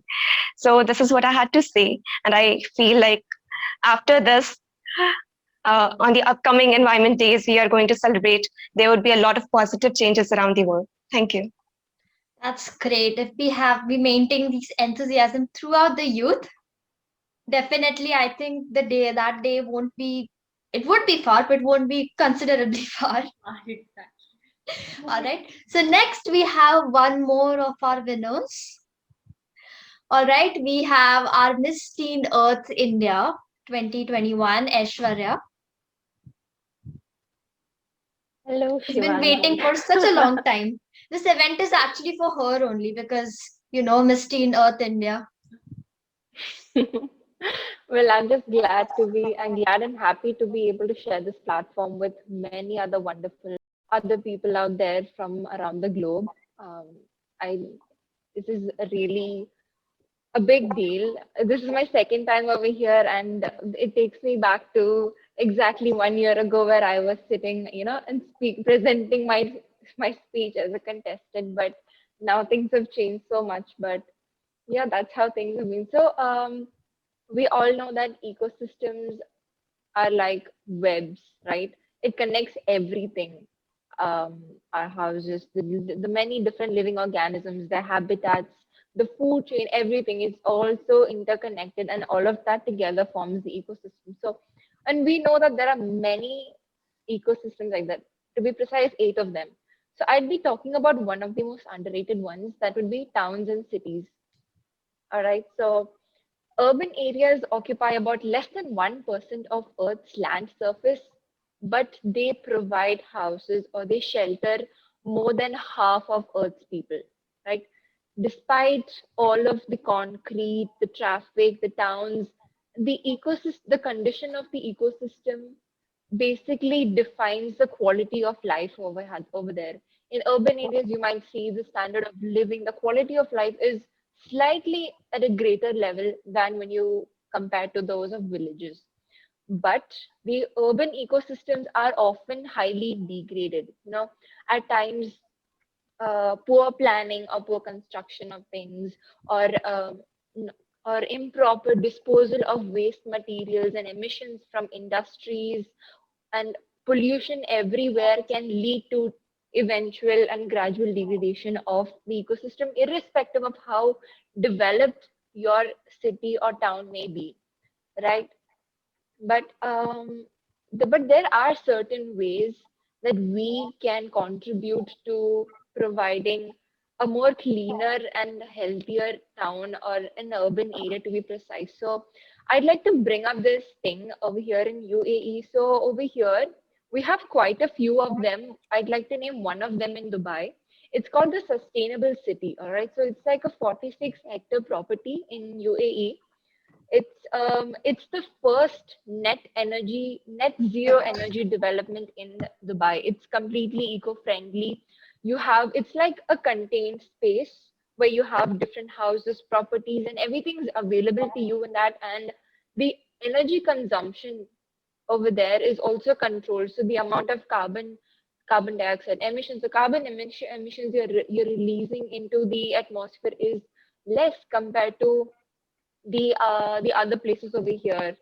And yeah, so this is an example of a sustainable city over here in UAE, and there are many more of those. And we can consider this as a significant step to moving towards a more sustainable um, place to live in. And apart from that, as Archana had mentioned before, people think twice and thrice before littering over here, because they know that if they do that, they would have to pay the hefty fines. But that fear is something that we people in India are missing, right? But I agree. As I said before itself, these changes can't be brought over overnight, and it's a long, drawn out process. But everything will happen in its own time, right? So apart from that, looking after your place, your home, it all starts at home. You look after small things in your home, help make a difference there, and then contribute in the, switched off है कृपया कुछ समय yeah, all right. Shika, So go ahead. yeah, you start off at your homes, then you move on to a community level, and then if you think you want to take it on to a more broader level, you spread more, you spread information, you start educating people, more people around you, take it on to a local level, maybe eventually take it on to a national level. So as I mentioned earlier, I'm a part of an environmental organization over here in UAE, and there's this new campaign that's coming up called there's this new campaign that's coming up. So the main objective of that is to basically um, even include your community and your neighborhoods to participate in recycling materials. So considering the present situation, it's not possible for everyone to get out and go do all of these things. But one individual can go on behalf of everyone, right? So the main objective of this project is called the neighborhood recycling project. All right. So the main objective of this is you are given a span of, I think, 2 to 3 weeks. Okay, you are given the responsibility to conduct campaigns and conduct campaigns in your neighborhood, and you can reach out to around 15 to 20 of your neighbors, right, and collect waste from them, and then you can go and deposit this waste to recycling centers. In this way, it's not just that you're the only person working towards this, but you're also indulging in community services over here. You're encouraging your neighbors, your relatives, your close friends and family, everyone to take part in this movement towards a better planet, and a more better and cleaner planet, I'd say. So these are just some small things that I'm doing on my behalf, and there's so much more that we all can do together. If one person is able to do this much, then think of the amount of work or the amount of progress we would have if each of the 7 billion people we have over here takes that effort. So it's just like one step, that one initiative is all that we require to reach that goal, and I'm willing to be that person to make that change. And I really hope that many people, after listening to me and the other girls speak there, they'd have some sort of realization that okay, it's high time. We just shouldn't talk, it's high time to act now, because I truly believe in the saying that we all believe the fact that someone else would come and save our planet, but no, we are the only ones there. We need Earth more than Earth needs us, right? So we need to go green before the green goes. And I really hope everyone listening to me over here in the Zoom meeting and watching us live on Facebook would take heed to everything that we've mentioned here and implement them in their daily life, so we can actually accomplish what we are all fighting for. Thank you. Aishwarya, I had to ask you, so what inspired you? You do so much for the environment. So what inspired you to, work for the environment? So, you like over here, having been born and brought up in UAE, going back to my hometown during vacation itself is like a lottery ticket for us.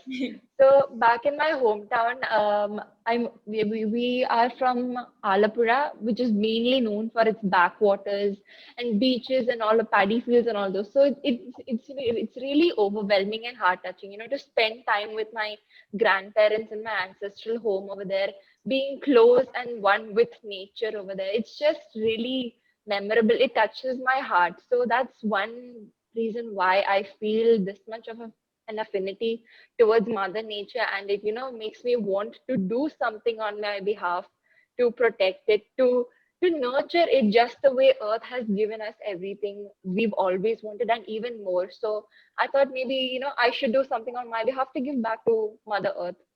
So that's one of the main reasons why I care this much about it. And my parents have also been extremely supportive of me, because even during the pandemic, they were willing to, help me with the collection of plastic, take me to different campaigns for cleanup campaigns, tree plantation. You guys wouldn't believe this. I had to drive.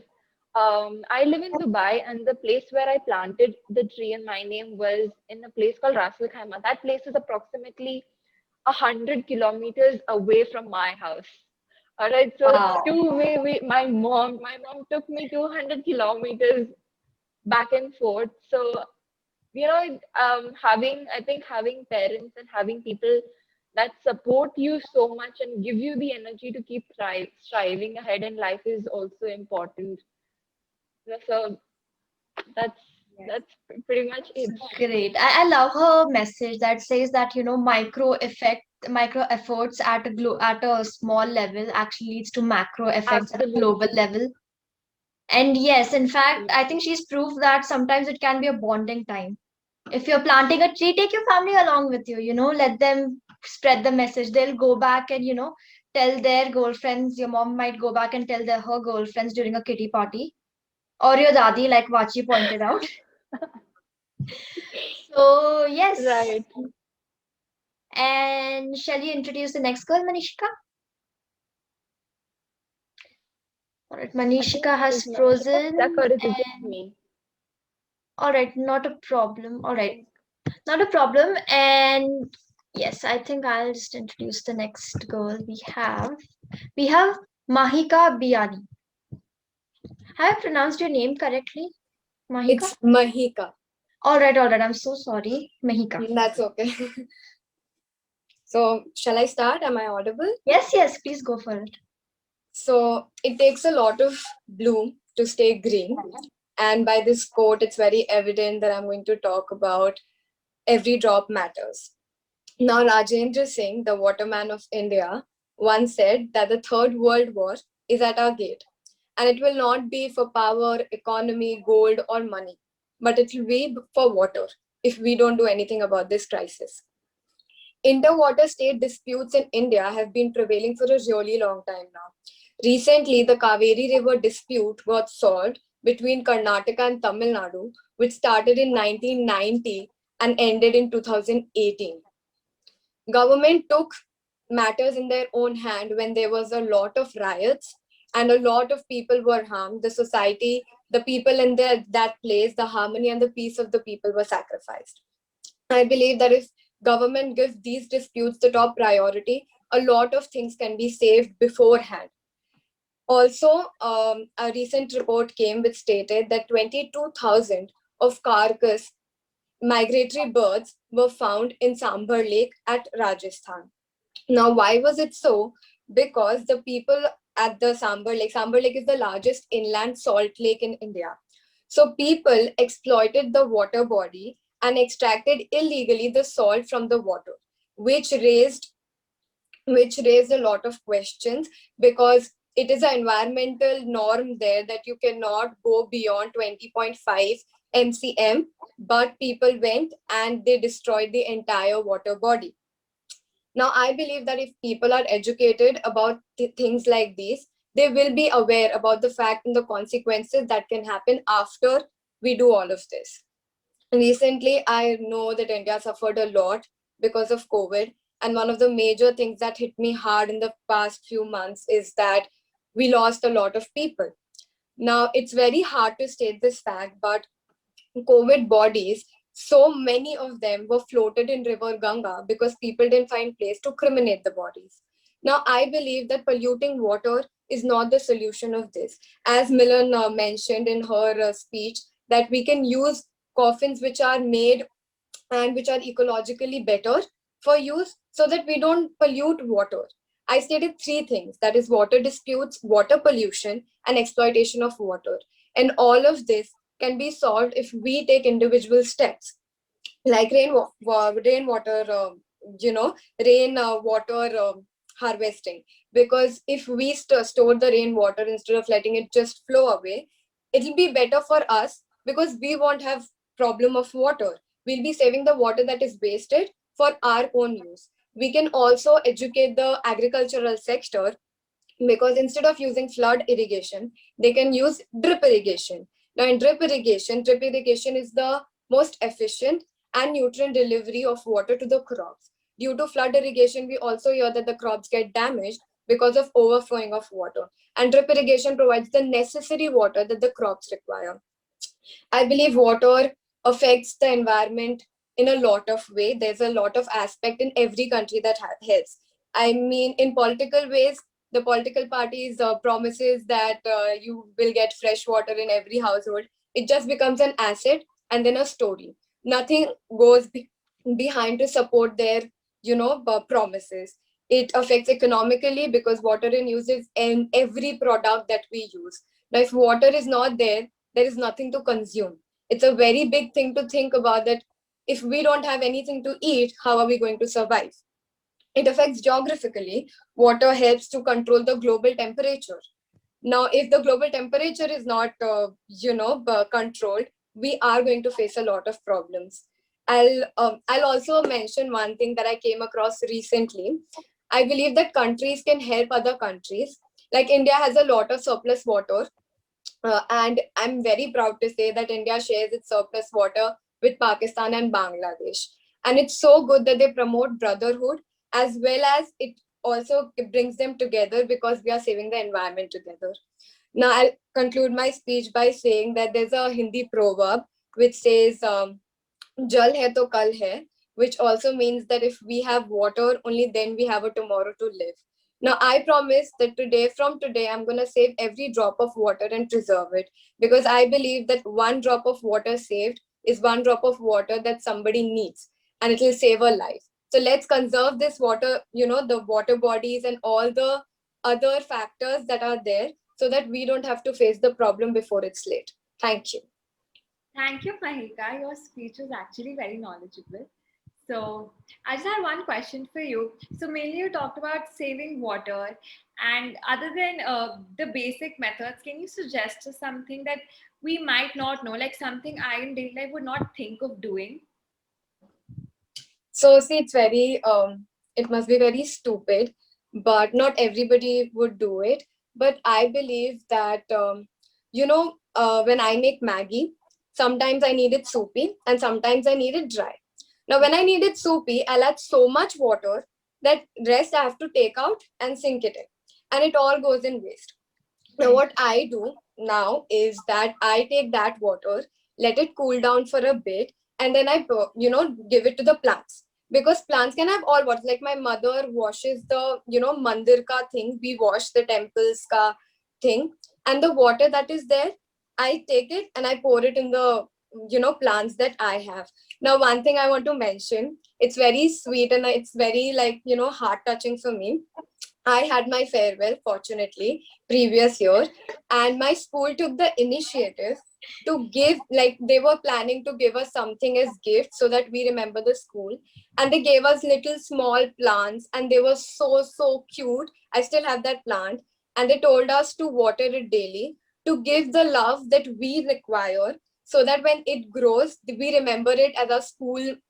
It's something that my school gave me and I still have it. It's a rose plant and it's so good. I always, whenever I look at the plant and my name is written at the bottom, Mahika Biani, and I feel that, okay, fine, my school is with me. There's this one thing that is with me. So I believe we can take small initiatives. Every small little idea works here and there. I believe that. Absolutely. That's actually very beautiful. To add to that, Mahika, even my school had actually done this where they didn't do it for our batch. They did it for the people who passed out of preschool. They were all given in small water bottles, like Bisleri water bottles cut into half. They were given small saplings and to take home. So it was like recycling the plastic as well as, putting out a sapling in the nature. Yeah, So I believe it's a very good method to even educate the people. I think that education is also something that can be changed in our, like, we don't have such broad perspective of what is climatic change or what is going to happen. I've learned it in a very precise way in my school. I think even the education system can have one of these topics as something that the children should learn in their, school life. most definitely. And I it's so agree. I agree. our school started it like at such a primitive level where not only for like people graduating out of senior secondary, but also people from pre-primary, as little as that, to start at a primitive level. So I Exactly. think that was actually a really fantastic idea. Yeah. That's true. That's true. In fact, we only have the subject EVS Yes, in our exactly. primary. Yeah. And even if we have it in primary, it's always taken as a side subject that is not as Yeah. important as maths or English. Yes. So I think we need to start including EVS till not only 12th standard, but even at college levels. Yeah. Shangi, to actually correct you over there, EVS is actually one subject which is made compulsory by several state universities. No matter what subject you're studying, especially when it comes to business, it's a subject that's made mandatory in all state universities to make sure that there's awareness, not only for how to run a business, but also how to give back to business, Yeah. for society. as I being a think that's business. a great initiative. Thank you so Yeah. much for pointing that out. Yeah, so like in fact, I have EVS compulsory as my seventh subject. So we are all taught, what is how to be sustainable, how to be, how to give back to the society if you're a business, if you're a small business, if you're, we are taught about CSR in a lot of detail. So I think there is somewhere a consciousness that's getting ingrained in the system as well. It's definitely progressing. We're not there yet, but we are on our way for sure. I do see change in the mentality, if not in everyone, but at least most of the people that I encounter are at least conscious about what they're doing today. So actually one another great initiative that is taken by this company called Switch is where they have shampoos that are not in plastic bottles. Like, we all get the conventional bottle wala shampoo that not only wastes water, but it's also single use plastic. You can't reuse a shampoo bottle, you can't make it a water bottle. There's a very little you can do with a shampoo bottle, a used shampoo bottle. So instead of having all of that, they have made a shampoo bar which is way more sustainable in long term, because there's no waste after that. It's just a soap bar. Like there's a soap, just a soap aata hai. Their packaging is completely sustainable, 100% degradable. So there's definitely, somewhere there are people who are budding businesses that are actually making a deliberate attempt to, be progressive and conscious about their decisions. So it's actually really nice to see that. Great. So, okay, again, riddle time. This is a little baby riddle, but you guys will get it, okay? So, what is something that grows when it eats but dies when it drinks? Aishwarya, you can't answer this even if you get it.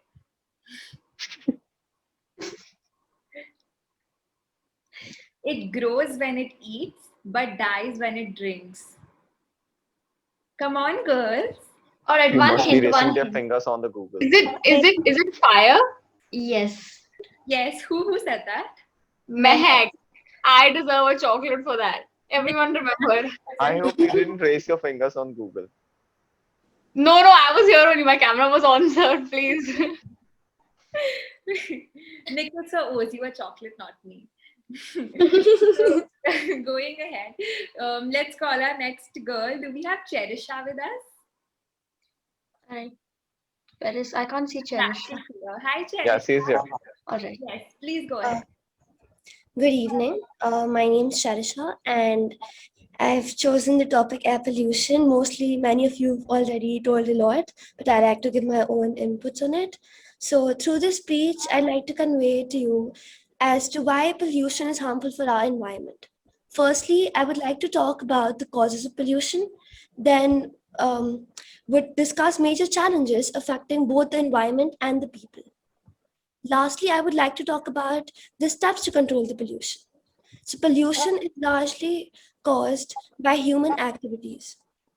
Pollution from vehicles, emission of fossil fuels, rise in carbon dioxide, increase in radiation levels, chemical agriculture activities, mining activities contribute to pollution. This means that due to high pollution levels, people are majorly impacted, and this brings me to the impacts of pollution. There are basically two stakeholders at play here. First is environment, and second are humans and the other organisms. Pollution further causes damage to the environment. It may lead to an increase in greenhouse gases, global warming, reduced oxygen levels, and it also impacts humans, through their respiratory systems and all the problems and diseases like dengue, malaria, heart problems, and then can even cost human lives.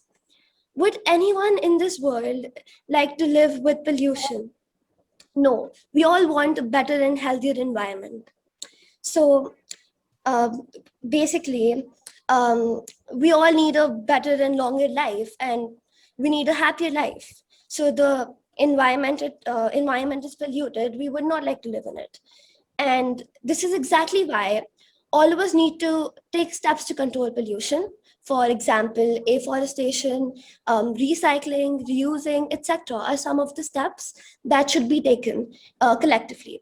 But what can we do on a daily basis to control pollution? We have to use dustbins.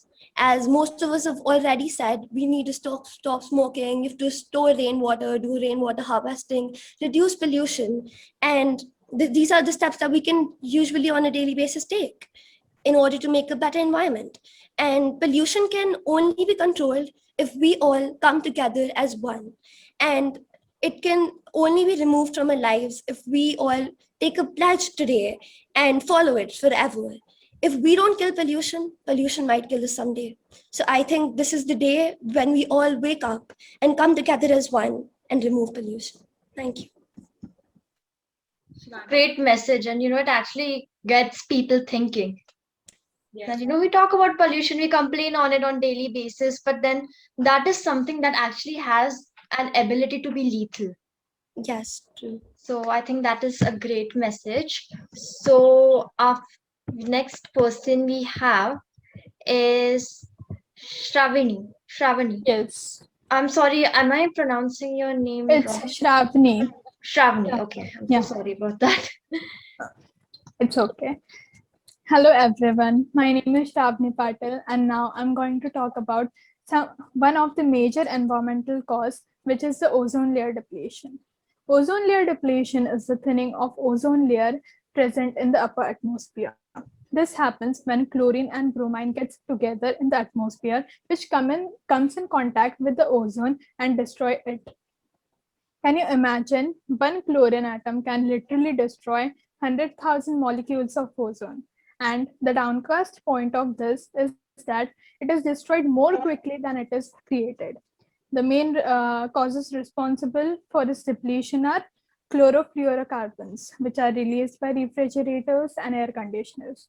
I can't say turn off your refrigerators on daily basis, but we can reduce the use of air conditioners, of course, and under-regulated rocket launches. They are said to have more depletion of ozone layer than the CFCs. Scientists say that if they are not controlled in a huge, if they are not controlled, a huge loss of ozone layer will be lost by year 2050. Nitrogenous compounds, for example, NO2, N2O, NO, are also responsible for the same. Now, how can we prevent this depletion? There are many small steps we can take for it. For example, avoiding using pesticides and farming to get rid of pests and weed. One can use eco-friendly chemicals which cause no harm to the environment. Minimizing use of vehicles. We can use public transport instead of using your own transport, which can decrease the double of pollution. Use of nitrous oxide should be prohibited. Government should take steps and actions to reduce the use of harmful nitrous oxide that is adversely affecting the ozone layer. Causes of ozone layer depletion can also result in UV radiation and can be very damaging to the human health. It can cause various skin cancers, eye cataracts, and immune deficiency disorders.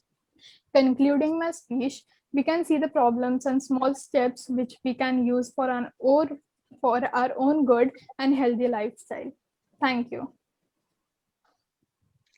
That's great. And I think, again, I think we have been hearing this since the beginning, Yeah. that our ozone layer is being damaged.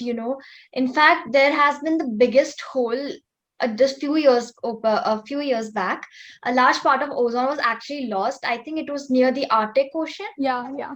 Was it? Am I right? Yeah. So it was near the Arctic, and that is the reason why we somehow managed to melt the largest glacier on Earth. Yes. Yeah. Yes. Right? So I think, if you don't do it for anything else, just do it for the sake of your skin. Yeah, exactly. All right, do it for the sake of your skin, so you don't have to spend so much money on sunscreens or clothing or any of all those things. But Right? the ozone layer is healing now, right?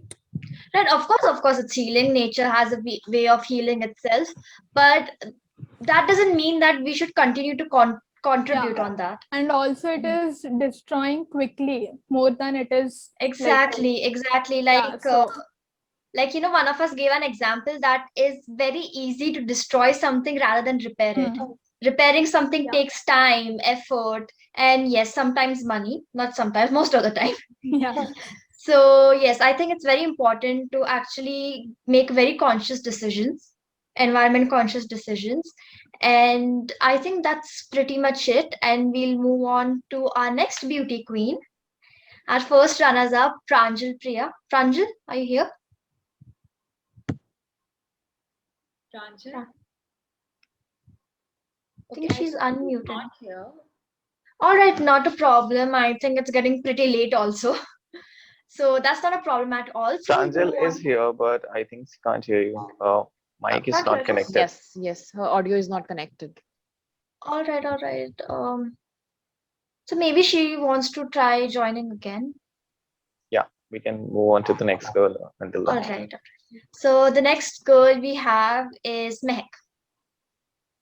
Hello, everybody. Greetings to everyone. And I hope wherever you all are, you're all safe and healthy. So, the topic that I'll be bringing and drawing light towards is sustainable fashion.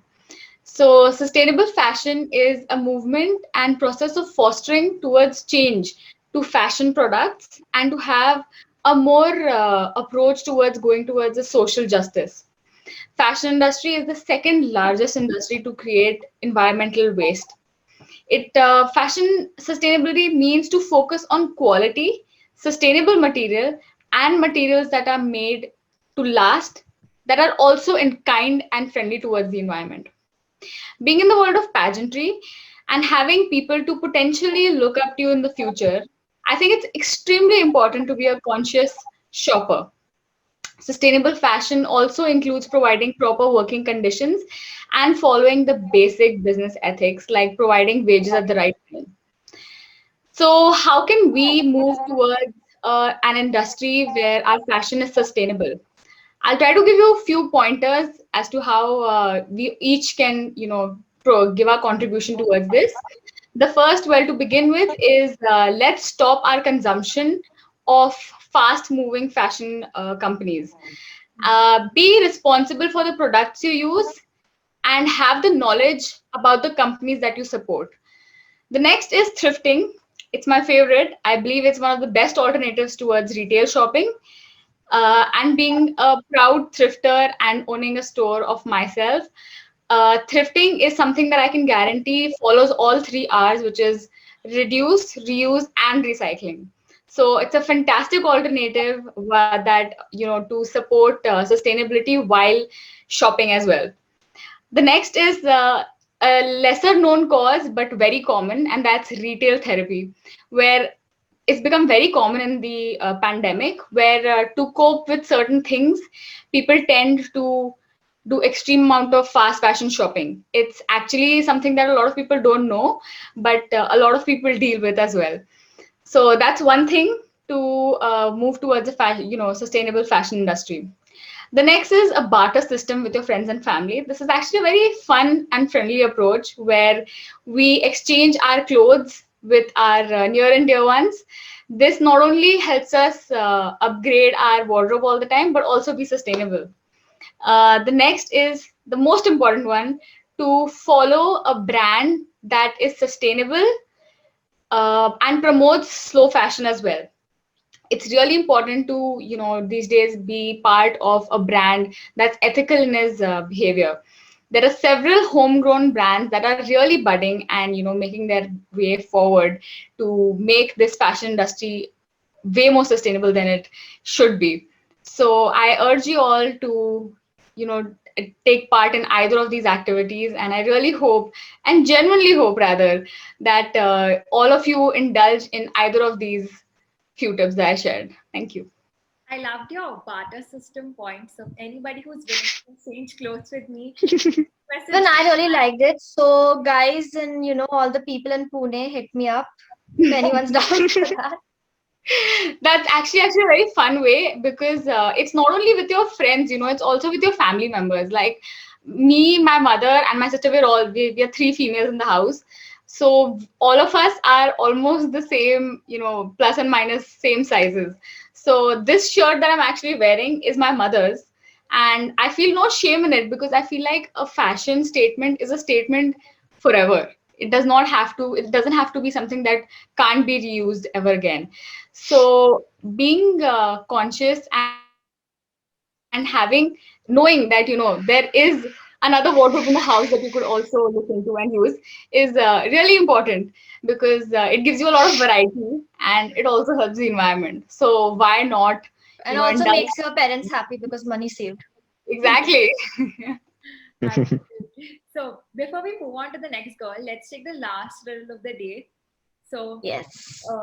so it says, "What has roots as nobody sees, is taller than trees, up it goes, and yet never grows."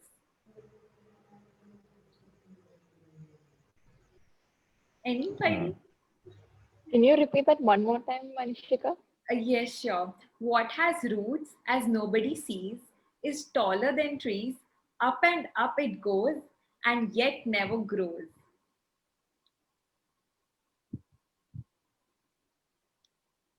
Skyscrapers? No. Anybody? Mountains. So you Googled it. Not fair. So, okay, moving ahead, do we have Prama with us? I'm not No, sure. I think she texted me. She got some issues. He was not able to join again. She tried joining it again, but I think All she had right, some technical difficulties. that's not Then a let's problem. go ahead with Sakshi. Is Sakshi here? Sakshi Pawar, right? Yes, yes. Hi, Sakshi. Please go ahead. Hi. So, hello everyone. I am Sakshi Pawar, and my today's topic is COVID-19 has helped us to improve our environment. So, this pandemic has shown us that our nature can still flourish if we give it a chance. During the lockdowns, we saw the pollution clear and the nature coming out of hiding. From the penguins wandering to the streets of the Cape Towns to the kangaroos jumping to the Adelaide. This gives us a glimpse into how much better our lives could be if we live in harmony with our nature. But we need to make this happen in the way it lasts long. But we need to strengthen our environmental protection. It's the only way we can do. The imposition of the quarantine stopped all the commercial activities that greatly affects the various important environmental parameters which directly connected to the human health. As all types of social, economical, urbanization activities had stopped, our nature took the advantage and started to improve. Nature already gives us so much, and just imagine how much more it could give us if we treat it with the respect it deserves.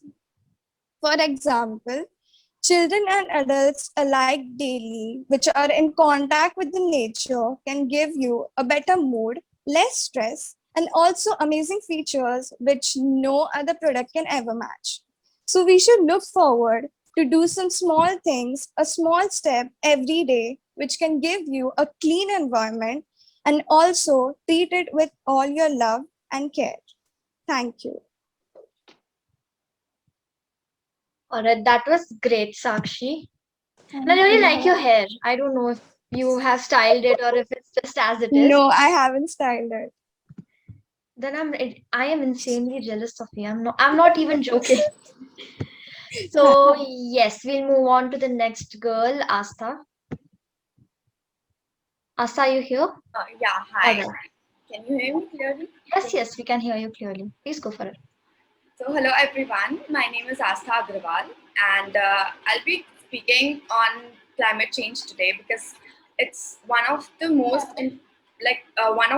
important topics and important environment condition we are facing right now. And so, let's understand what is climate change. It is change, a long-term change in the average weather pattern of a region. So imagine having no winter season or having extreme winter storms. Like, have you ever thought of the fact that these things will affect our life and our health? And we will be facing all this if we do not, if we keep ourselves unaware of the changes that are happening in our environment. So the main causes of climate change is increase of greenhouse effect that is caused by a lot of activities, that is deforestation, increase in the use of fossil fuels and etc., which emits and increases gases like CO2, methane, and nitrogen oxide that traps heat in our environment. So um, there are a lot of things that is changing due to all of these due to all of this. Melting glaciers and decreasing winter season in India are the live example of it. Also, in since 1800, the average temperature of Earth has increased 1 degree Celsius, and it's continuously increasing since then. Also, in 2016, our global leaders signed a agreement that is called Paris Agreement for controlling the average temperature of our Earth till 2100. And but increasing temperature, like increasing average temperature, is a serious threat to us because the goal for 2100 is 2 degrees Celsius, but we are already reaching 1.5 degrees Celsius, like at this time.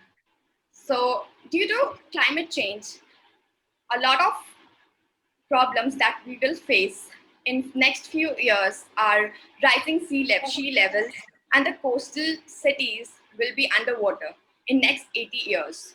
And a lot of people will lose their houses, and there will be more extreme weathers than it is currently, and many more effects like there will be problem in growing crops, will be facing lack of water supply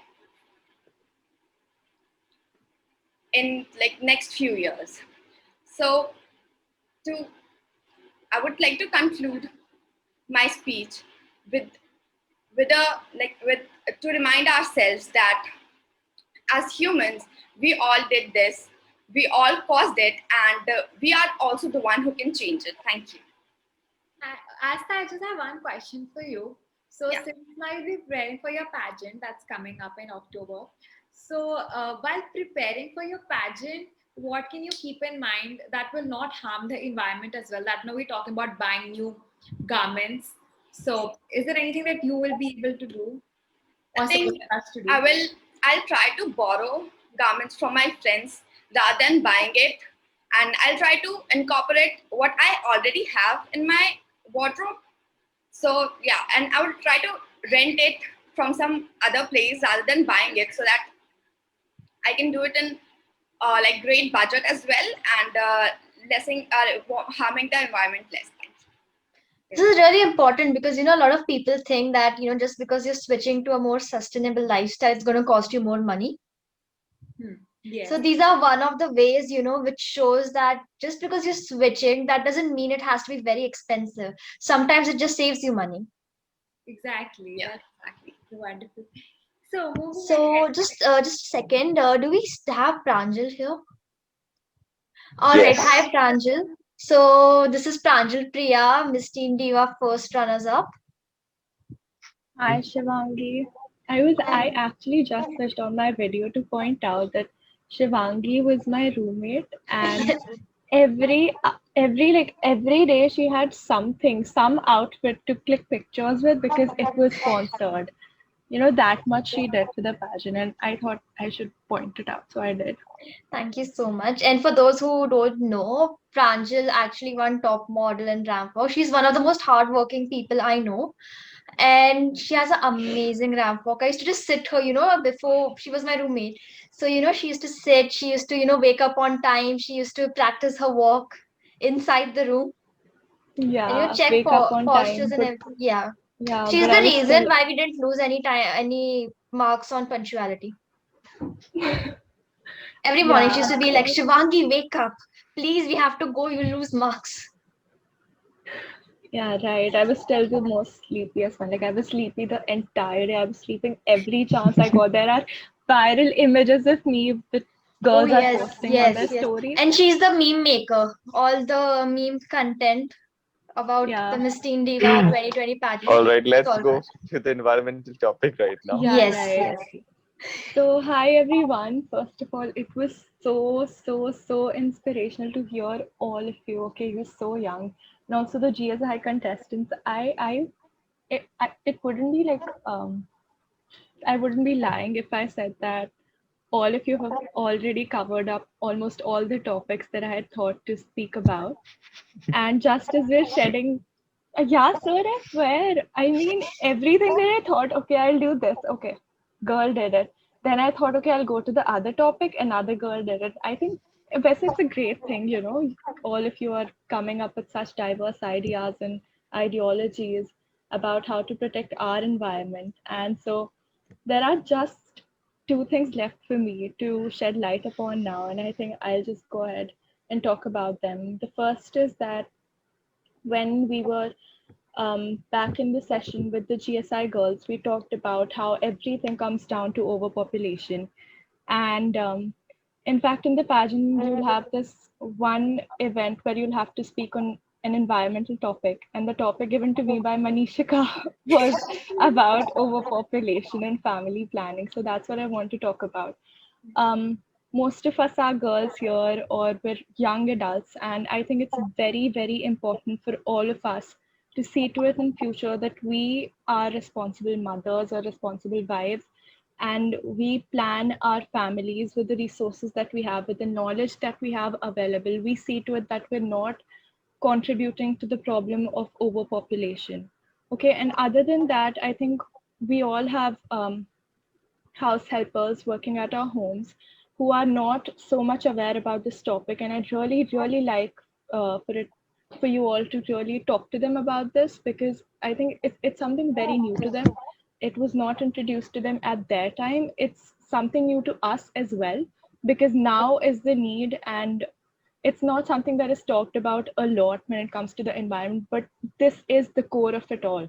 This is the core. Because of overpopulation, there is deforestation. Because of overpopulation, there is so much need of water or wood or things to construct. So it all comes down to this, and I want you all to be very aware of this and very conscious in the future about this topic. Other than that, as I had mentioned with the house helpers, please see to it how they're washing the dishes, okay? I think most of the house helpers, they waste so much of water when they're washing the dishes. I'll tell you what's the right way to wash dishes, since I have been doing it as my house helper is not coming in lockdown. You first, put the soap before you do the dishes, and you keep them aside. Then you start the water, and then you wash them one by one. You don't start the water and then do the soap and then do the dishes. No, that takes a lot of water, that takes a lot of time. And my heart always hurt when I saw my house helper do that to the dishes, but I didn't know what was the right way. Now I know it. So I'm sharing it with you, and I hope you see to it that you share it with everyone you know who's doing this right now, okay? Imply it to yourself, imply it to anyone who's doing this. And forgot what was the other thing I wanted to. Yeah, the other thing I wanted to talk about was the plastic waste that we all are using. So, guys, try to refill. Okay, try to refill. We have our soap bottles. We also have bigger soap, refillers. Like we can refill our soap bottles with them. And other than that, we have our washing powders and all. We have their packets, we have their buckets. Try to use buckets, because buckets require more plastic and it's more waste. Okay, other than that, I think the sorry, I'm really sleepy. Yeah. Yeah, other than that, I think that decomposing pets were already being talked about by girls here, segregating the wet waste from the dry waste. Even I have one decomposing pet in my house, and we have worms there. So, like, I have many pets. I have a cat and a dog, and then I have hundreds of worms who take my wet waste every time we throw it, convert it into manure, and then we use it for our plants and our little kitchen farm that we have in our terrace. So, yeah, I think that is about it. And just a reminder to always conserve the water that comes out of your air conditioners and put it into your plants. Don't feed it to your cats or dogs. It's not safe for them. Don't put it out for the birds. Give them fresh water, but you can always use them. Use the water that comes out of your air conditioners for the plants. So keep that in mind, and do not forget to conserve the water that also comes out of your ROs. So those were two key reminders that I wanted to point out, and thank you. Thank you, Pranjal. I loved how we went from pageantry to you teaching us how to use utensils. Know how to protect environment at our homes. So You yes, know, guys, please that do step out. Pranjal's point actually reminds me about how my maid actually hates me because I keep telling her, Didi, please pani band kar do. Because she'll keep the tap running and I have to keep telling her, Didi, please pani band kar do. So yeah, it's actually really important to, stop it where you can. Yes. Yeah, That's true. absolutely. Please do remember that. I'll tell you what happened. So I was at my Mausy's house and she was doing the dishes at that time. And I told her, no, wait, my house helper and my maid did it that way. And she said, कि उनको बर्तन धोना नहीं आता, तुम्हें सिखाना पड़ता है, so please सिखाओ, जो मिले उसको सिखाओ, मैंने तुम्हें सिखाया, इसको आगे बढ़ाओ. Okay. Keep pestering them. So one time, when they're washing the dishes, your voice plays in the back of their mind. Absolutely. So we'll move on to the next girl. I Priya. think it's Priya yes. is here. Riya's here. Are you here? Yeah. Riya Yes, I am here. Yeah. Hi guys. So this is our one of the finalists of last year, Riya Chaudhary.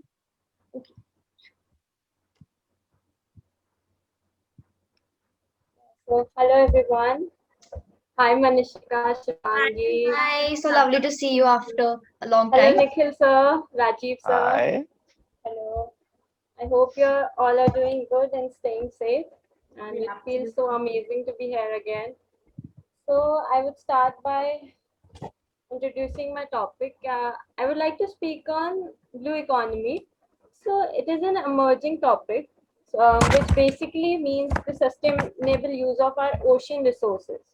So it's 2021 and we are almost into the sixth year for our 2030 agenda of sustainable development, sustainable use. So we have been coming across various incidents of flooding, cyclones, and there are many incidents that came forward. The most recent one I would say was of when we heard the news of iceberg breaking off in Antarctica. Like it is now considered the world's largest. And another alarming situation was of Cyclone Tokte, which hit our west coast. So there are many incidents that show us that the climate is changing at in patterns and strengths that is going to cause threat to the life. So there are many things that we can do. There are many small initiatives that we can take in our from our lives to solve these problems. Our ocean needs our help. So now it sounds very overwhelming to say that okay, oh, we need to save our oceans, but it is something we can. There are very few things that we can do. For the very first thing I would like to say will be that we should avoid ocean harming products. Like we can avoid cosmetic products that use shark squalene. We can avoid those cosmetic products that harm our environment. So we can move towards the products that are more eco-friendly, as we all in the pageant industry. So cosmetics and these things are something we can relate to. So we can make a shift in this trend of using the products that are harmful for our society. And the plastic is very harmful for our environment. We all know that.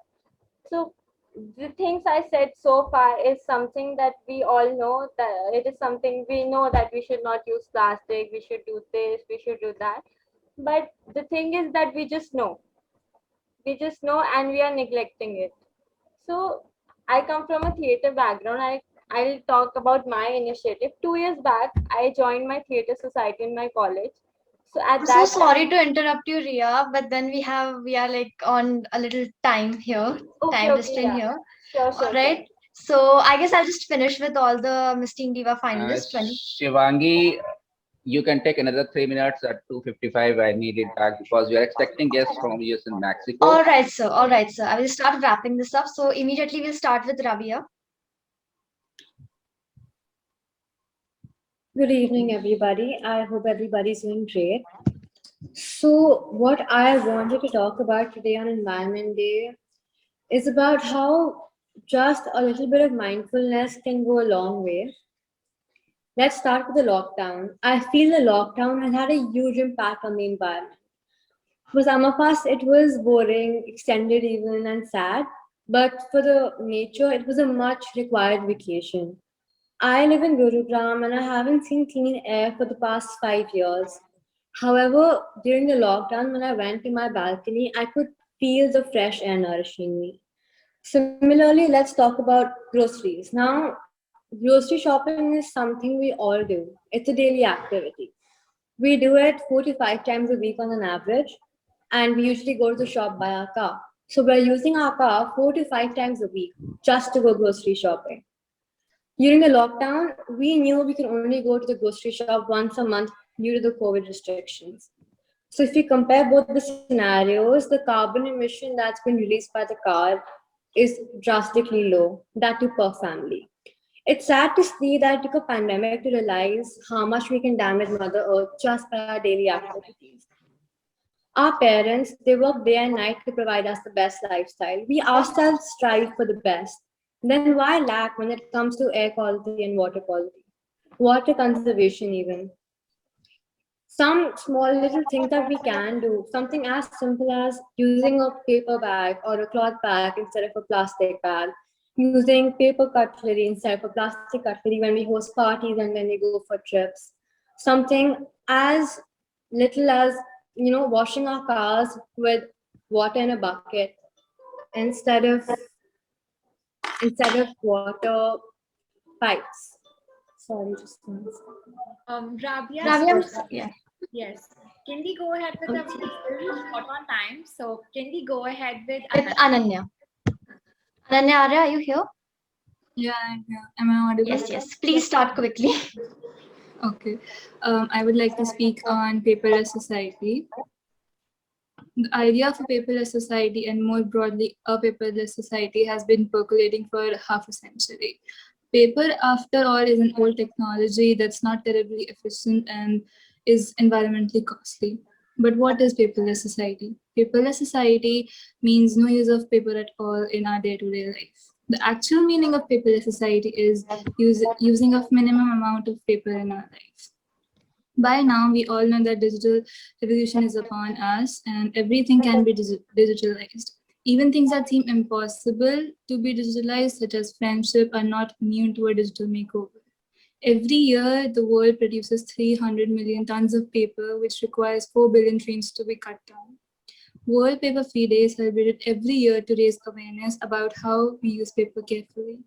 The amount of paper we encounter every day is enormous. As a student, I think that an important thing of being paperless, college or school is free from notes for class or for work. It is better to take them electronically and save for later use. The image of paperless society appears in both science fiction and science research. The next main example of paperless college is AutoCAD lab. We use minimum amount of paper for drawing. You do all the drawing on a computer. And there are a lot of benefits going paperless, being paperless. It saves time. The time spent in filing, organizing, and searching for paper documents is the time that we can spend for some more productive tasks. It also saves space, money, and it eases the transfer of information. It promotes the I'm environment. so and sorry, helps with Ananya. I'll basic have to hygiene. cut you off. Yeah, okay, I'm So done. just last two speakers we have. Please go ahead. We just have Shreya. Shivangi, who is left? Just give me the name. So Shreya and Jia's left. Okay, Shreya and Jia, just hang on. I hope you guys are not running away. We are expecting guests from the USA, so you have to keep No, things sir, ready for not at everyone. all. We are expecting guests from USA, Dr. Ash Pachori at 3 o'clock. I saw a bit of it because my television was on, it was connected there, and I am sure that you had very nice discussion. Yes. And I'm very happy, as we said, we have to put our mind to thinking. There's no time for trial and error. The lockdown had a huge impact. There's no time for trial and error. Next time we read, we do not say what we need to do. You have to say what I did, where I have come, what I am doing. So that is going to make a change because there's been enough talk. Obviously, the technical things will be done by climate experts, governments, and whosoever is responsible for scientific experiments. But as individual, as small individual who are not technically so savvy, but we are suffering, we are all suffering the consequences of what is happening around. So even a small thing, just like we heard about how to use less water, the maid uses a lot of water. Then next time you go to the tap, next time you open up a tap, next time you drink a glass of water, make sure that every drop counts. That will make a difference. Next time you go to buy things, buy sensibly, and that will happen.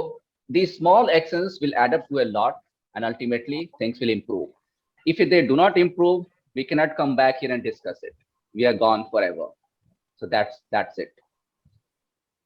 We are now joined by Dr. Ash Pachori. Good evening. Good evening. Good How evening. are you? So long to see you. We have been talking for such a long time. I'm so honored to be able to join you, and thank you for the invaluable opportunity.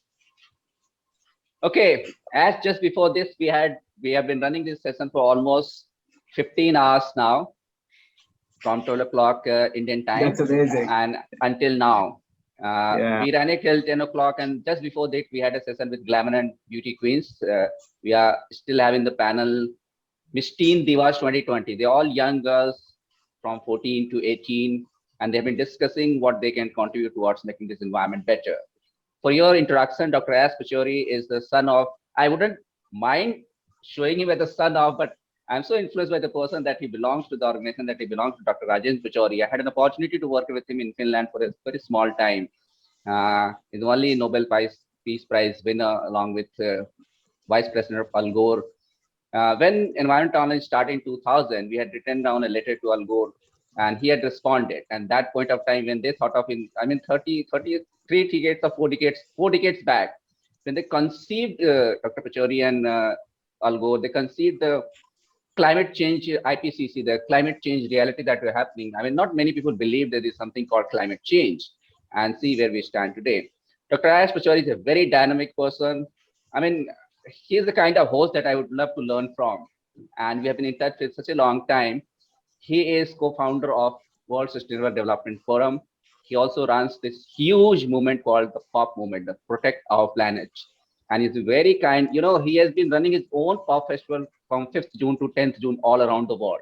So he's so busy 24/7. And despite that, he agreed to give his time here, and we have been in touch. Welcome, Dr. Ash Pachori. I'm sure that you'll be staying with us until 12 o'clock. Next 9 hours. Can you hear me? Sorry. Yes. I will be with you. Don't you worry. And I just want you to know that my support and my solidarity is with you right through. And I want to say heartiest congratulations. I mean, this is a fantastic lineup and a phenomenal sort of around the clock event. So I just want to convey my deepest and heartiest congratulations, and I'm with you. So it's my honor. Thank you. With me is Mr. J.K. Singh in the frame. He is one of the co-hosts. He has been my colleague also for many, many years. And it is entire gamut operations is run at his school at the Women Brookfield International School that is providing his technical assistance to us. We have in this screen Mr. Nikhil Anand. He's smiling with his specs on. He's the youngest entrepreneur and he is the chairman of Glamour Beauty Entertainment Company. So we have other hosts also, but maybe they've taken a bit off, so they'll be joining us in a while. And with us, as I told you, we have lots and lots of our young teen beauties who are also very conscious of the environment, and they are doing their bit. We also run a awareness workshop for them when their pageants happen, and after that, throughout the years, they contribute through their small acts, and we keep on doing whatever we can. We also have Ronnie Anthony. He is from Taiwan. He is my colleague. He's one of the NO coordinators also. He runs Nature Education Society of Taiwan as a host. In the frame also is Shivangi Desai, who was deputed for hosting and coordinating these girls, and Manishika Goel on the screen, just on your side of it. So Dr. As, I think there are two girls left who are left, Shreya and Gia, sir. Okay, so they got 1 minute each, so we can begin with, because we are expecting Jordan Sanchez is 3:30 in half an hour's time. Jordan Sanchez is Nair is Jordan also there on the screen. yeah. No? Mr. Nair has also joined in. We had taken a bit of break between these sessions. Nair Iqbal is a biologist, he's a school principal, he's a dynamic person, just like Dr. As. So Jordan Sanchez will be joining at 3:30. She is the voice behind Imagine, Reimagine, Recreate, Restore, the song that UNEP is used this on the launch video of this World Environment Day. And after that, we are joined by Dr. Munoz. Dr. Patricia Munoz is a climate advisor to the President of Mexico, courtesy Dr. Ash Pachori.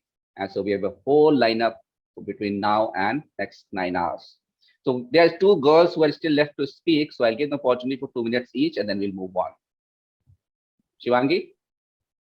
Yes, sir. So Shreya, can you please start with your speech? Hello, everyone. One thing's for sure, that your life earnings are not your trophies, nor your money, nor your swanky cars, and not even your jewelries. The real treasures of life is the time spent with our loved ones. I've spent a major part of my childhood with my grandparents, and they have instilled in me great respect for my environment, which is made up of 3 elements: flora and fauna, air, and water.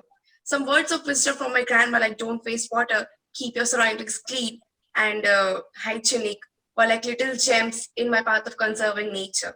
We human beings depend on water for shelter and various other things on the environment that surrounds us. There exists a natural balance cycle between the human beings and the environment. Human society plays a pivotal role in the degeneration of the natural environment, which affects the planet, which affects the life on this planet. All the negative actions in this contemporary world impacts and disturbs the whole ecosystem. That we need to stop exploiting the environment and keep it safe from any type of human hustles. It is essential for us to realize that every deed matters when it comes to saving environment. No matter how small a step you are taking to lead a greener lifestyle, it does make a difference, because if everyone starts doing little deeds one by one, it will turn into something big. As the saying goes, every drop makes the ocean. It is true in this case as well. It is rightly said that environment is not anyone's property to destroy, but everyone's responsibility to protect. We can use multiple methods to contribute to what's the cause. We can plant more and more saplings in our surroundings. We can even habituate ourselves to use public transport over private vehicles, and walking and bicycling to short distance will also contribute towards the cause. All these little deeds will make you understand that how wholesome your life will become. It is not only the money and luxury, but small fulfilling things and change in habit can also be proved to be very effective. So to sum it up, I would like to make everyone remember that the nature endows us priceless blessings and gifts, and it is rather essential to conserve them to make Earth a better living for all. Thank you. Thank you so much. So we have the last person, who's the youngest contestant here at the age of 14. Her name is Gia. Gia, are you here? Yes, namaste everyone. Today I'm here to throw light on a very underrated environment topic, that is coral reef destruction. So areas prone to coral reef damage are Atlantic Ocean, South China Sea, Indian Ocean, and also Pacific Ocean. The causes of coral reef destruction is overfishing, corals being collected for aquarium market, and also careless and untrained divers also affect coral reefs. To prevent coral reefs, we need to practice safe diving, that is, by being trained by certified trainers, to sign petitions available on www.change.org.com and biologicaldiversity.com, to recycle and dispose the waste correctly and minimize the use of fertilizers. We also need to be alert when we are buying aquarium fish. To conclude this topic, I want to say if this continues, world might face 90% more damage of coral reefs till 2030. We need to take this topic seriously and throw light on this topic and sign petitions for this. I have done my part and I expect every one of you to also sign petitions to save coral reef. Thank you so much. Thank you so much. And that's we conclude our Miss Teen Diva contestants, winners, and everyone. Thank you so much for being here. And my apologies for the time constraints. So over to Thank Rajiv you. sir. Thank you, Shivangi. Thank you so much. All of these teen divas are going to stay back with me for next 1 hour at least. The purpose is that we have Dr. Ash Pachori, who has a huge youth brigade all across the world working for the cause of environment. And my experience is not less than what he actually does. Dr. Ash, with your opening message for especially these young girls, why we're trying to do it all together, because once they hear, once they participate, once the mind open up and they start taking their own small climate actions, things will change. It is very unfortunate that at this age, when the small children who should be enjoying their childhood, the teenagers who should be struggling with their teenage problems rather than struggling with the climate problems, and youth and uh, little older people who should be enjoying their prime of their life, we have to struggle with things. We have to try to tackle on climate problems that we never imagined.